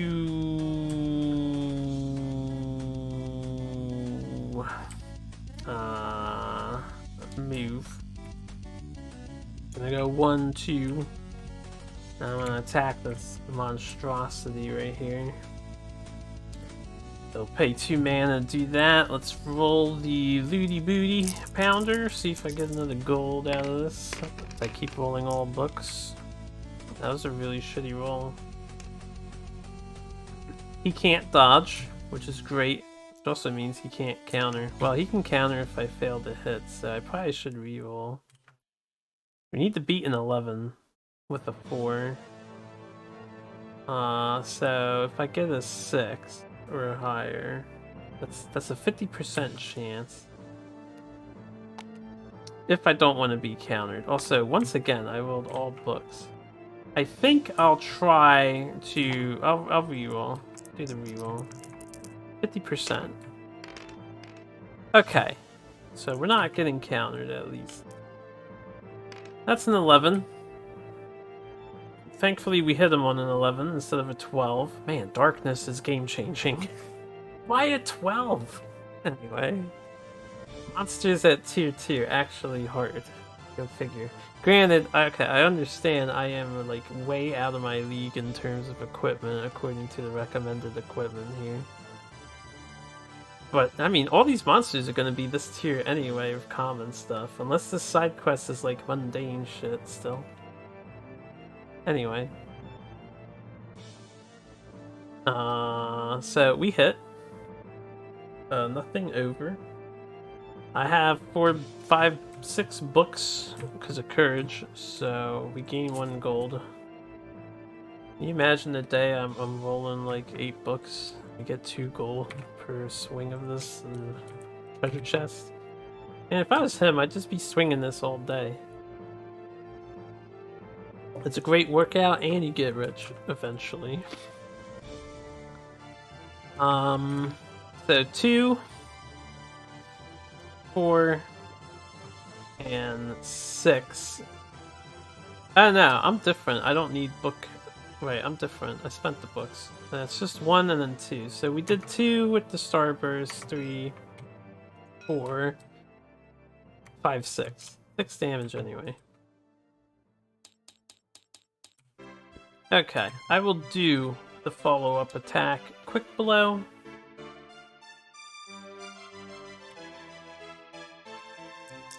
Let us quickly blow this guy. That didn't come out right. Okay, we have a 9, so unfortunately I do miss this time, and there's not that I can do about such terribly low rolls. He gets a counter attack off because the first time he counters. So he will counter me. I will dodge this, which means I might counter him. Maybe. Why do I keep rolling books? I'm in the grass at least. He has a -1 to this attack. AI is cheating, man. They're cheating. Okay, 15. Oh yeah, at the start of my turn, I healed 1. AI, 15 on my 10. It's actually 14 on my 10, so that's 4. He ignores my armor, and he's doing 8 damage total. 2, 3, 4, 5, 6, 7, 8. Ow! Hopefully this green totem does not lead to pressing threats that I can't deal with. So what I'm gonna do is risk my Doom Breaks. I'm gonna use both of them.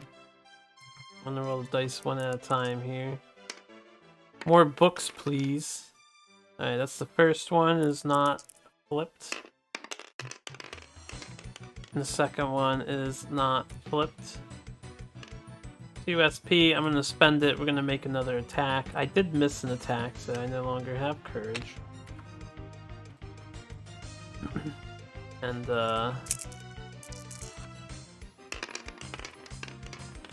okay, I missed again, but thankfully he doesn't counter again. Kind of disappointed in these dice rolls here. I can't complain. We had an amazing opener, so I'm just balancing out on the odds here. That will end Rick's turn. I'm in pain, but I will heal. Eventually. Okay, looks like a generally decent turn order. Water lures go, we ignore all that. Earth lower attacks Remy. Num num num num num.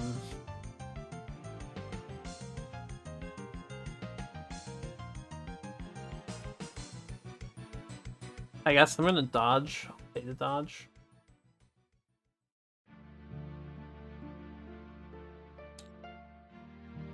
I have some juice boxes I need to divvy out. Pay to dodge.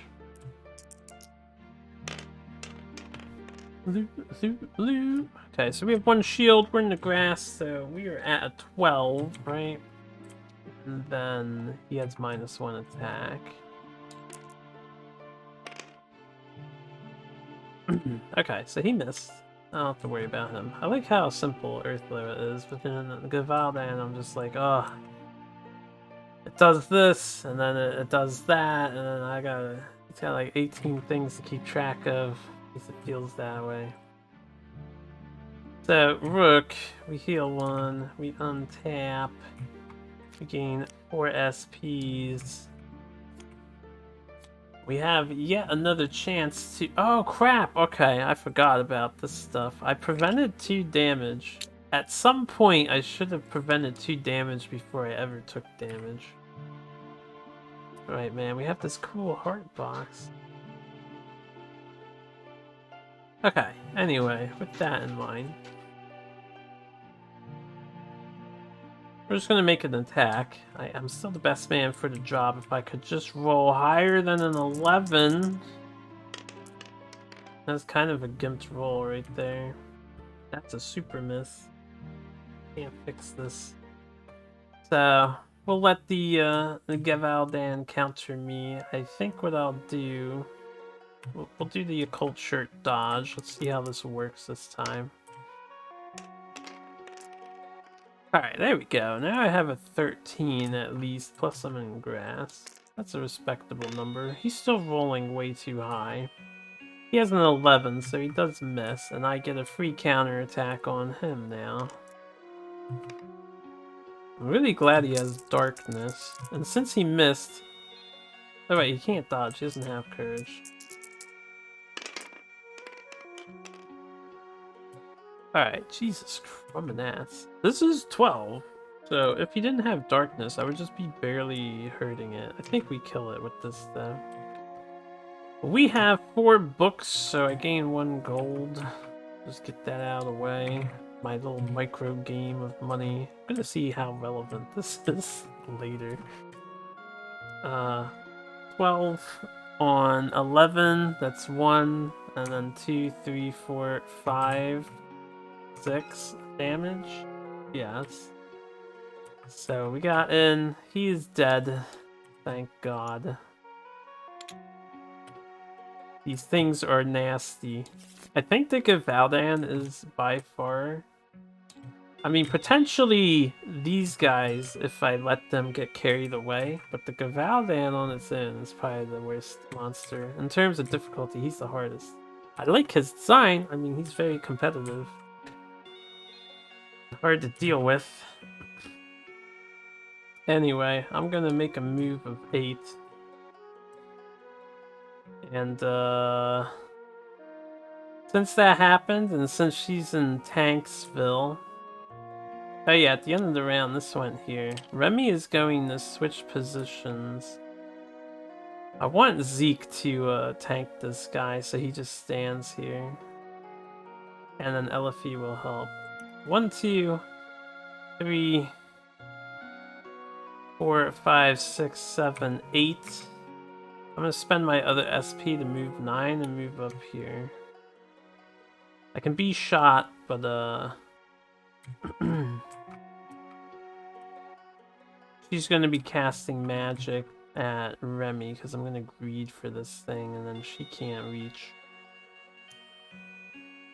She'll attack Remy as well. So we're gonna move there. That costed my extra SP.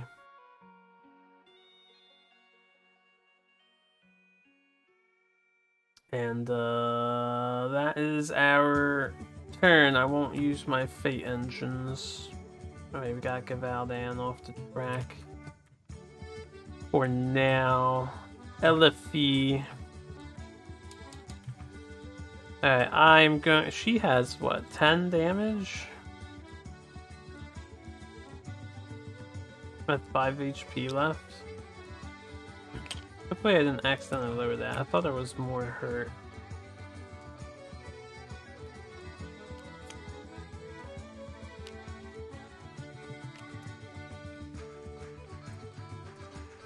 Let's do Blood Barrier on our boy here. Since we want him to tank, then we're gonna move 6. 1, 2, 3, 4, 5, 6. I'll do 7, 8, and then 9, 10. We'll move over here.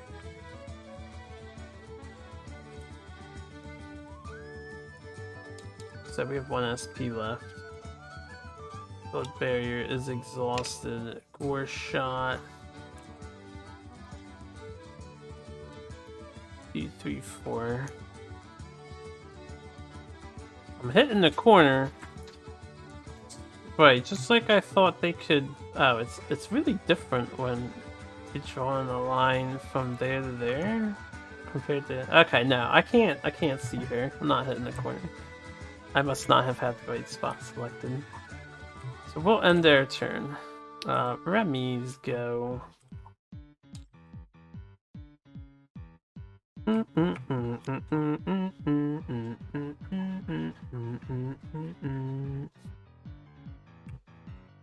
Alright, I am going to... We're just gonna fly 6, 1, 2, 3, 4, 5, 6. Go right here.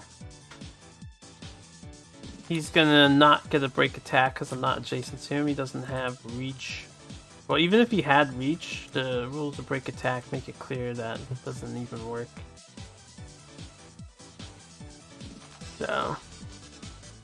and I was flying. She doesn't break attack me. I'm gonna loot the loot token before it gets too far away. I'm greedy for loot. Have a blue.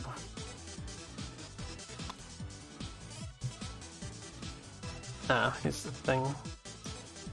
Blue loot. Gain 1 mundane common, uncommon consumable. Oh my. Spoilers. Make a new bag. Copy this bag, paste it. Let's delete this out of here.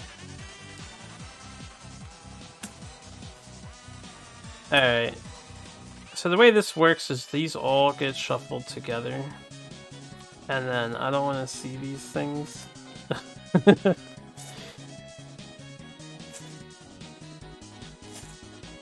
Yet. So this is the,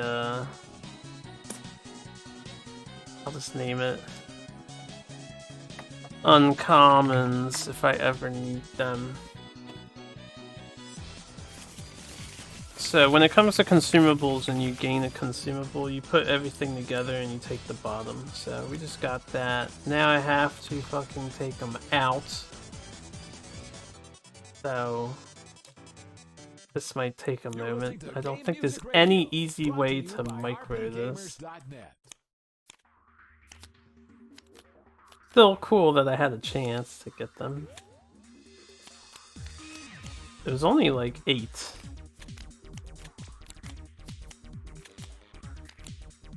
And I would get a fucking bomb. Okay. I'm gonna leave this as a pile, and then anytime I need to separate it. But there's only 4 uncommons. Just make sure none of this stuff I don't recognize. Yeah, we should be good to go. Okay. So these can go into the bag. We have acquired that. That's all we got, right? Just the loot. Surprisingly disappointing. I'll make sure to make use of that. Maybe not.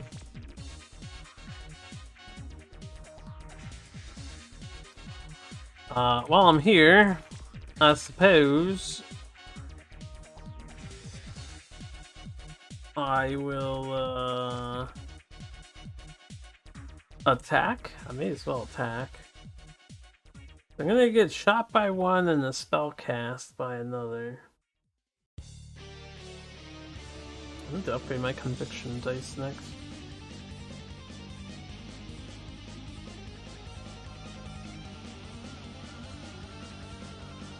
Oh, this deals damage to an adjacent opponent. Not like a counter.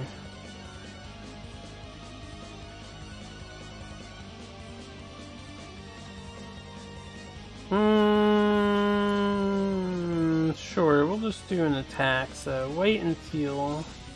Get that white die out. Take a tealer here.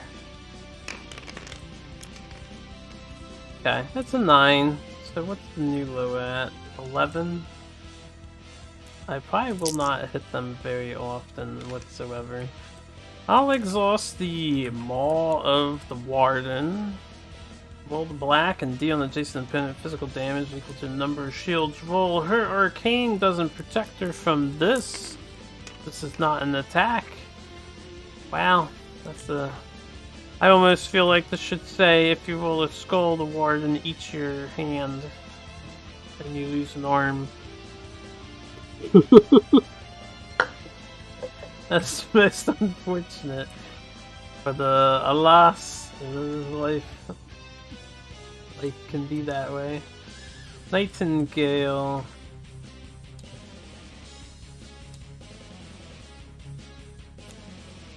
Okay, we want to poison the guy if possible. So 8. 1, 2, 3, 4, 5, 6, 7, 8. I'll do 9, 10. And then I'll do 11. And we'll stand right there. So 9, 10, 11. I have just enough to attempt to poison the guy. We have a spell range of 6, so he's 5 away right now. Let's try the poison, the Earth Loa. Cardinal Earth Loa, I do get a good 7. Crap, I forgot when I was casting spells on the guy, he had a status, negative status. Actually, if they have any status, I get inflicted with an effect. It says inflicted with an effect. I assume it's a negative status effect. Although, you know, a positive status would still be inflicted with a status, so maybe I just get -1 to hit them if they have any status. Anyway, what did he roll? 10? That's not a 13. So this guy is poisoned. Now he's easier to magic to death.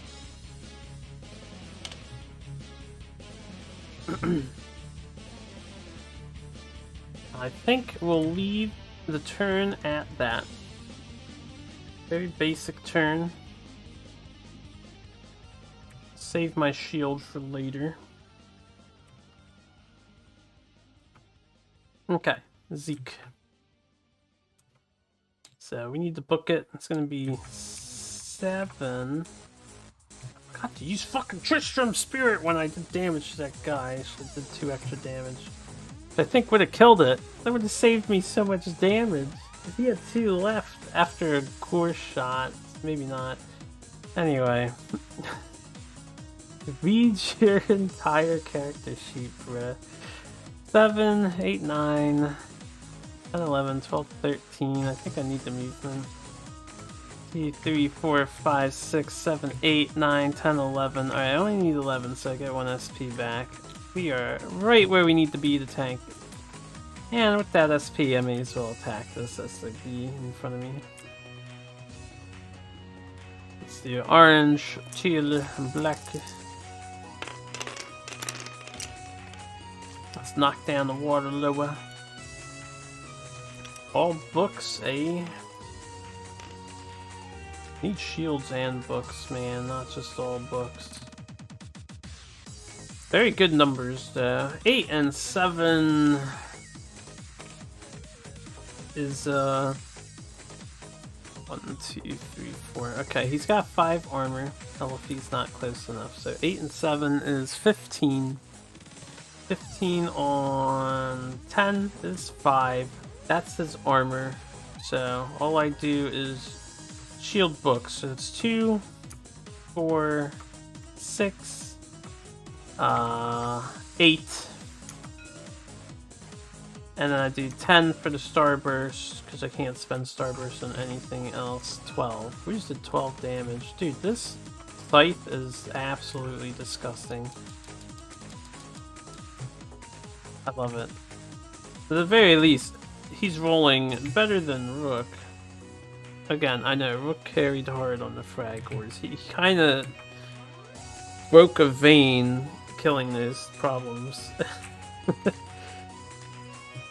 Okay, this guy is conviction checking. It doesn't matter, he's already poisoned. He passed it anyway, good job. That is the... I'm gonna add 2 damage. Yes, 2 extra damage as a follow-up.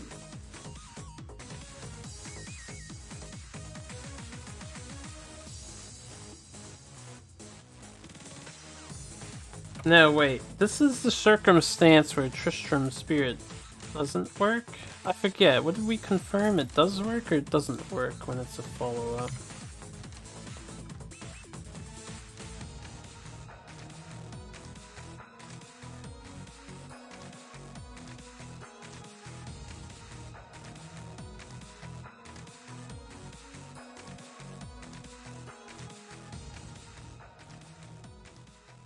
Or this doesn't count as an... Oh, I always forget.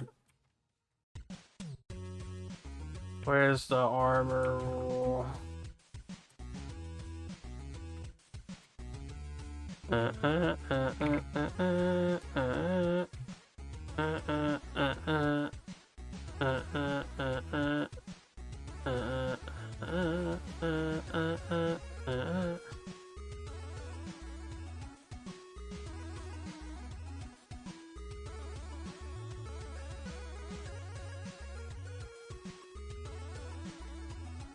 Right, so armor is specifically calculated during the subtract armor step.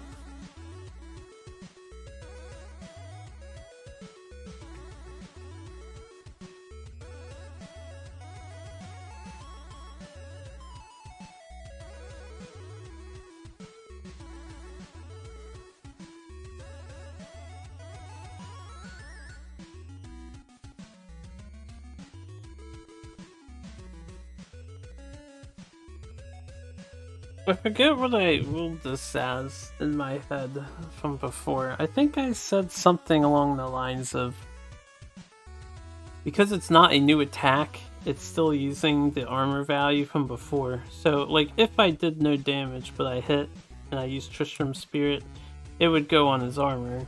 But since his armor is already gone, I would get the extra 2 damage in. And it's basically like spending this stuff, kinda. Except it has to be after a successful attack. The only thing I'm confused about is because it's a follow-up and it's a separate instance of damage, maybe armor does block this? Let me ask that question. Does armor block Tristram's Spirit? How to know when you can use some passive abilities. Tristram's Spirit Familiar.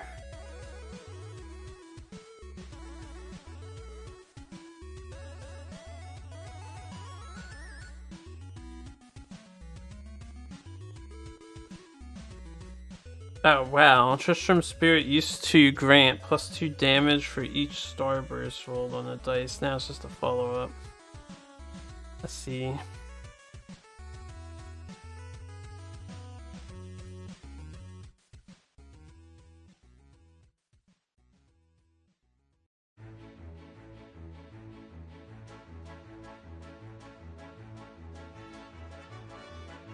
Also, Tristram's Spirit's effect works after spells? Oh no, FU would be after an attack, not a spell.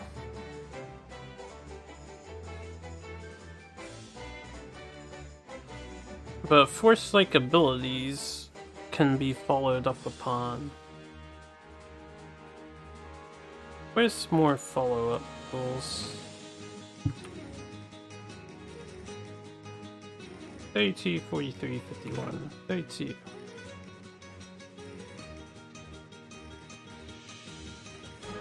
$43.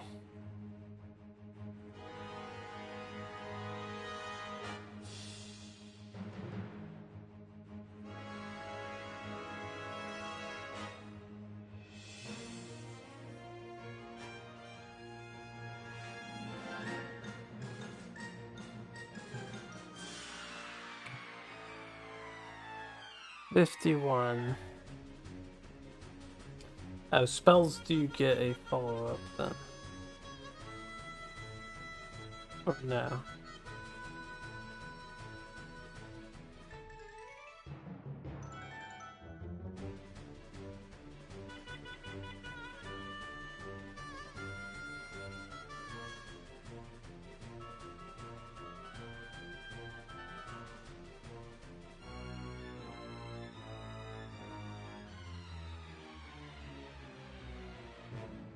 I don't see follow-up anywhere on this page.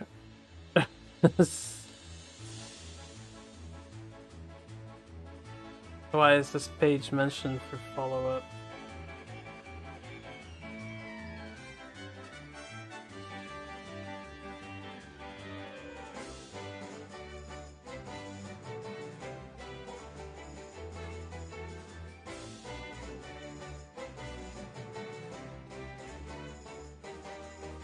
I am unsure. Okay, here's how. I don't remember how I want to play this. So, this Tristram Spirit, since it's using the follow-up step, armor has already been subtracted and it's not a new attack, so we're not going through the attack steps. I think I get the 2 extra damage.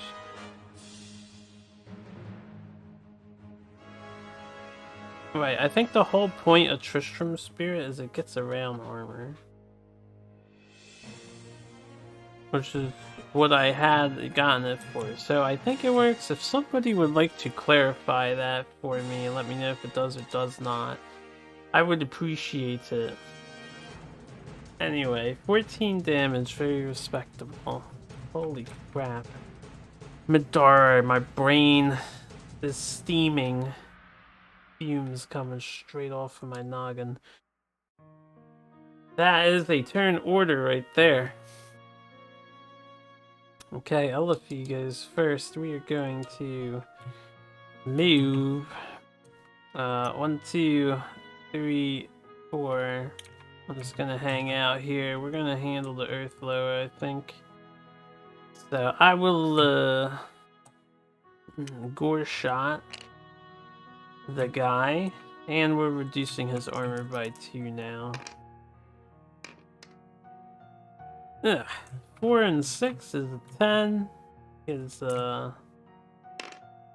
8. So he gets hit by 2. I won't power this up. I'll just leave that gore shot as is. Is there anyone else who would like armor? Hopefully Nightingale does not get attacked, so I'm gonna pass. And try to conserve our HPs a bit until I get around to healing her. I will end my turn with Elephie. Rook is going. He will heal 1, untap, gain 4. I may as well just say, angry sounds kill the watcher lower. Hey, yeah, when I'm here, there's a blue objective and a green. I can see the green. I forgot to do that, so I apologize. But there's probably like more enemies that showed up since I greeted for the loot. I'll give them a free turn, and then I'll like I don't know what I'll do to add them onto the thing. I guess I can roll a dice and add them in if we spawn something. Green totem. Yeah, some fragwar crawl out of the pits in the ground. Spawn 3 fragwar adjacent to this totem on any unoccupied normal terrain space. If there are no fragwars available to spawn, the adventurers gain 1 urgency token. Okay, so I accidentally spawned 3 more bugs, which means I may have done something else. Spawn 3 fragwar adjacent to this totem.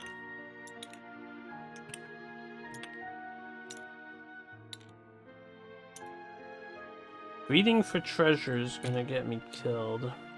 I assume 1 would be here. Although he can't see me if he's here. So 1 would probably be here because he can see me. And then 2. And then 3. Yes. Well, it says adjacent to the totem, so 3 can go there.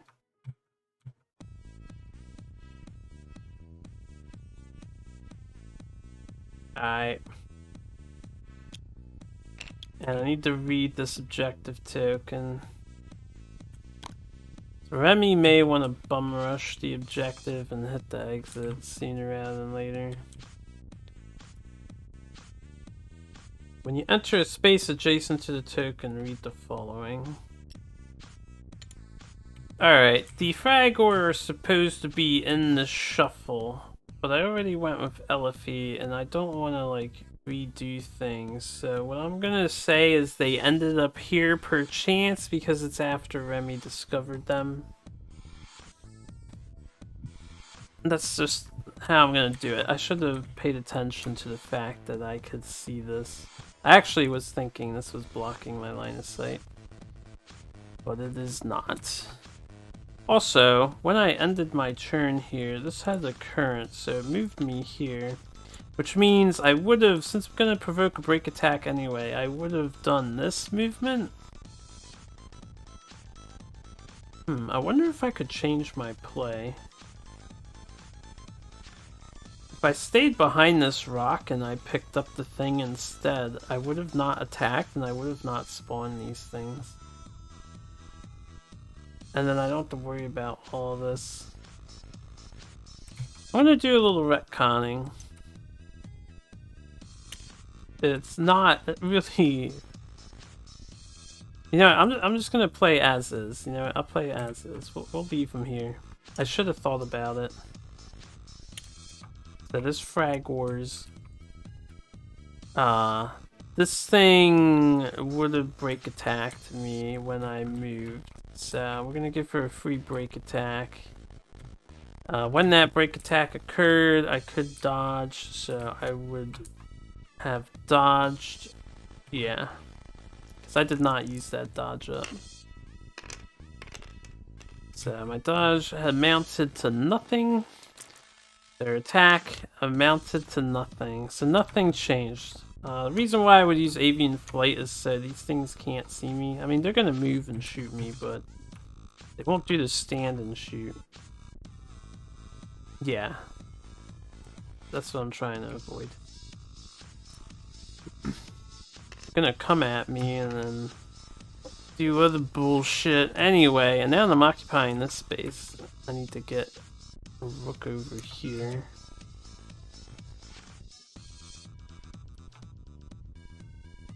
Can we stop spawning things? Move out, buddy. 1, 2, 3, 4, 5, 6, 7. I need 8, 9. So we'll spend an extra SP. For the extra 2 movement, I will try to gain an SP without breaking my thing. I say breaking, but without flipping it. We are good to go. I will gain another SP. Maybe. Well, definitely. I love when the dice rolls, like, not on corners. Okay. So we're at 4 SP again. Spent 2 to move, gained 2. I will attack the thing. This crystal water loa. Okay. There I go, gaining gold again. Am I not allowed to roll anything other than 4 books with this treasure chest? Like, is that just destiny? Kron, are you fucking with me? Hold up. Okay, 8 and 5 is a 13. 13 over 11. Oh yeah, I have no symbols on any of my dice because arcane. So, literally 8 and 5. I have to actually read arcane entirely. Real fast. Rolled during the attack are considered non-existent. I think I still have my symbols from Courage, actually. Because they're not rolled. So any other symbol generation is bypassing arcane from the sounds of it. 13 on 11 is 2, right? Plus my passive, so it's 3 damage. This is the second water lower. 3 gets through, and I don't have courage currently, so 3 gets through. For my first attack, I will make a follow-up attack with quick blow. This is how tough water lowers are to deal with. Okay, and then 5 and 3 is 8. I do not hit the water lower. So I will leave it at that. Also, I healed 1 at the start of my turn. We're back down to 6. Remy.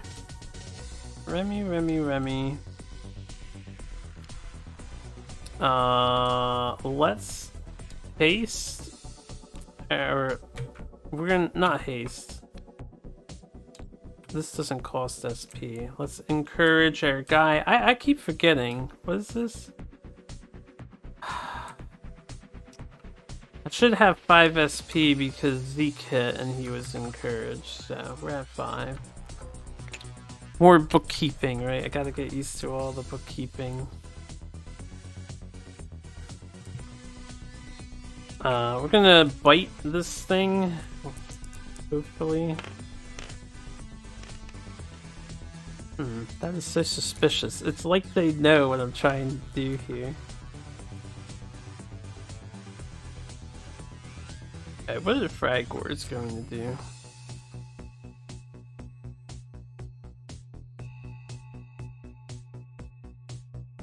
You need to be adjacent to as many opponents as possible and deal purple physical damage to Fragor and all adjacent figures.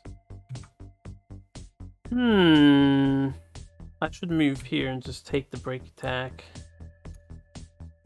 No, but I want them to not see me, which means we're both taking it. 1, 2, 3, 4, 5, 6. So he actually can't get adjacent to me.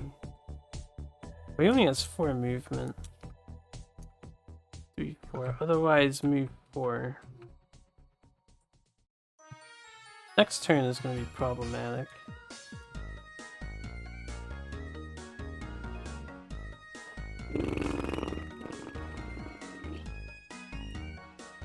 We can fly by and ignore all this junk. I do want to kill the Earth Lower at least.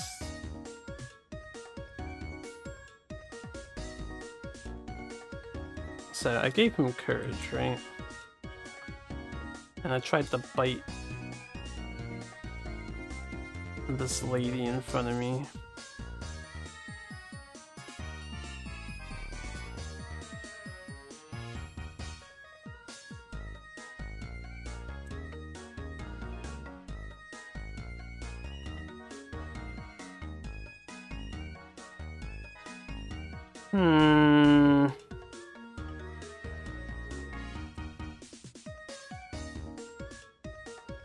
I could try to push her onto land.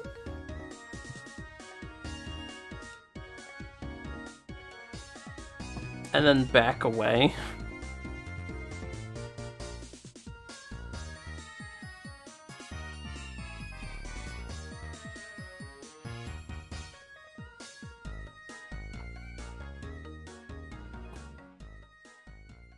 What I might be able to do is have Nightingale come up to where she is, which is a huge risk, and then I use the shield. Do I want to use the shield now? I don't think making that impassable terrain really helps me.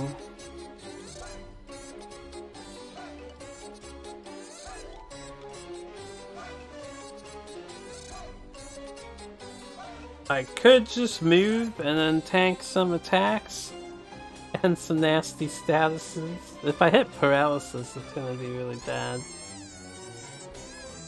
From the bulbs.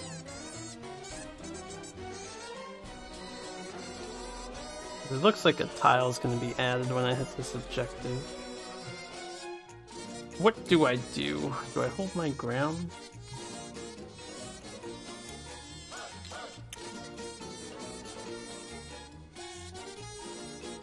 Crystal Water Loa. She's gonna do the place water tokens everywhere thing.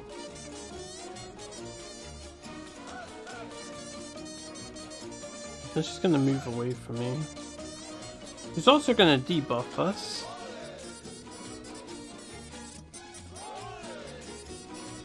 Oh yeah, I forgot about that. I would be down one. Alright, she probably would have gotten rid of barrier. The other one couldn't see me. No, when did they go? Crap, I don't remember. Because I came here and I took the chest.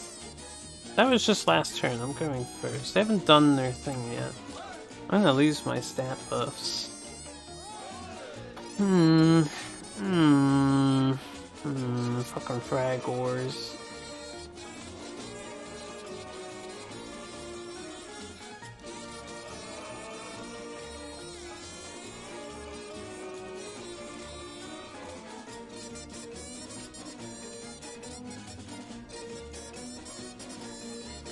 I think I want to, like, go here.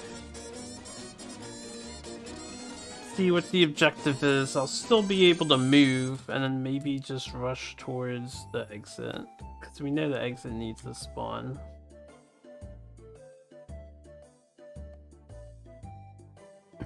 And this is all reliant upon Remy not taking a lot of damage. I have 5 armor.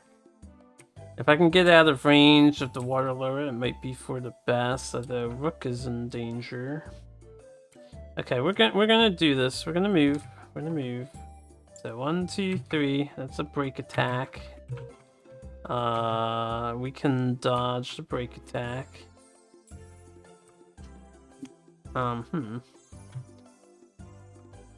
Yeah, I'll dodge this break attack.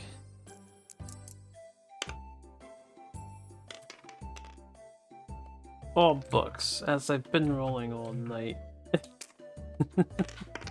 Or all day. So that is an 11. I am at 11, so it does hit. Oh, it's actually higher than that. Alright. So 11, 12, 13. It's a 13. She healed 5, and she has +1 magic damage. So the magic damage gets through. And the 13, my armor stops the 13. 13 on 11 is 2. I have 4 armor preventing that. I have 5 armor. Take 1 magic damage though. Okay, so 3, we land next to the objective. Let's see here. You lean over to look down into the pit the frag ores burst from. A strange ichor covers the edges, or ichor. Covers the edges of the rocks here. To your horror, you realize that this is the way to the Blighted Terror.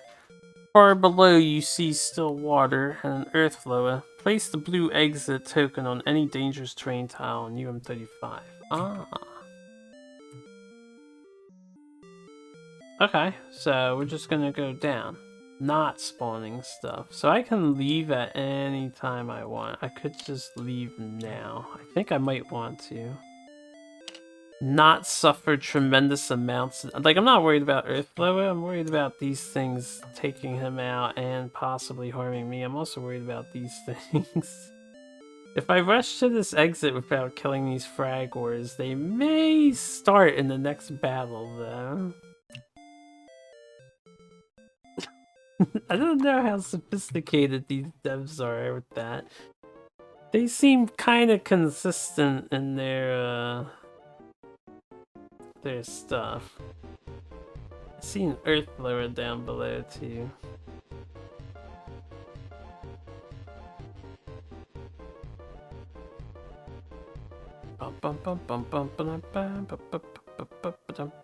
We just have to move on to the blue exit.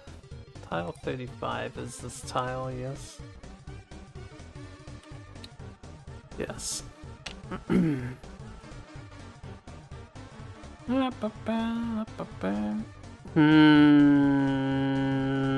have exactly 3 movement to get here, plus shady training. Yeah, let's know when to bow out. I think I don't know how long this scenario lasts. We need to stay healthy. I already need to heal Elifi, so if I take in these 2 tokens to the next round, I think I'll be better off.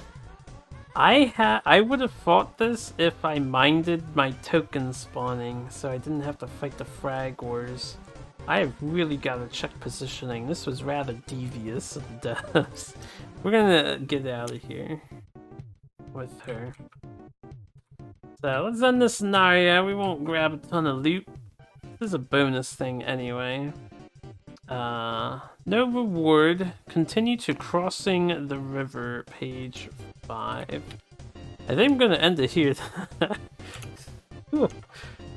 These are, like, yeah, that was 3 hours. There's so many rules to keep track of. I think we're definitely gonna switch to only 1 encounter per video. I don't think I can knock out 2 per video anymore. Unless it's small. This looks deceptively small. Anyway, let me get Elifi so she doesn't get taken away. Let us clear out these cards. So that wasn't too bad. The Gavalden was a nasty attack, but most of my guys were there ready for it. These things, I don't like these things. We haven't even seen what they're fully capable of, but I will definitely prioritize their deaths, I think. It's from the sounds of it. Where's the clear button?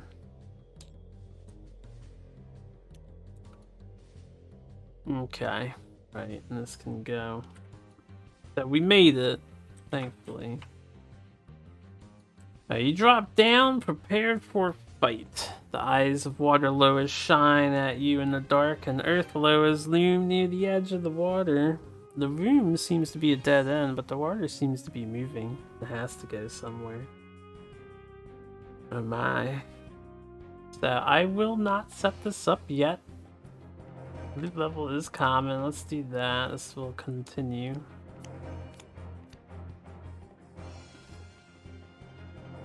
And we'll look at this later.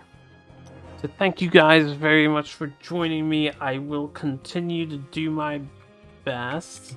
Let's set everybody up for next time. These are gone. I got a few things wrong because, you know, there's 10 billion rules to check. But I'm also wondering if purchasing this shield was worth. It's only $40. It wasn't a $60 item. But I don't know how often I'm gonna pull off an accurate hit. I mean, I'll definitely, once we have more steady combat, I'll definitely try. It's basically exhaust this to do damage and then switch to the shield. So I can have the free follow-up. I mean, it is a free follow-up push. If I want it. We're gonna be at 3.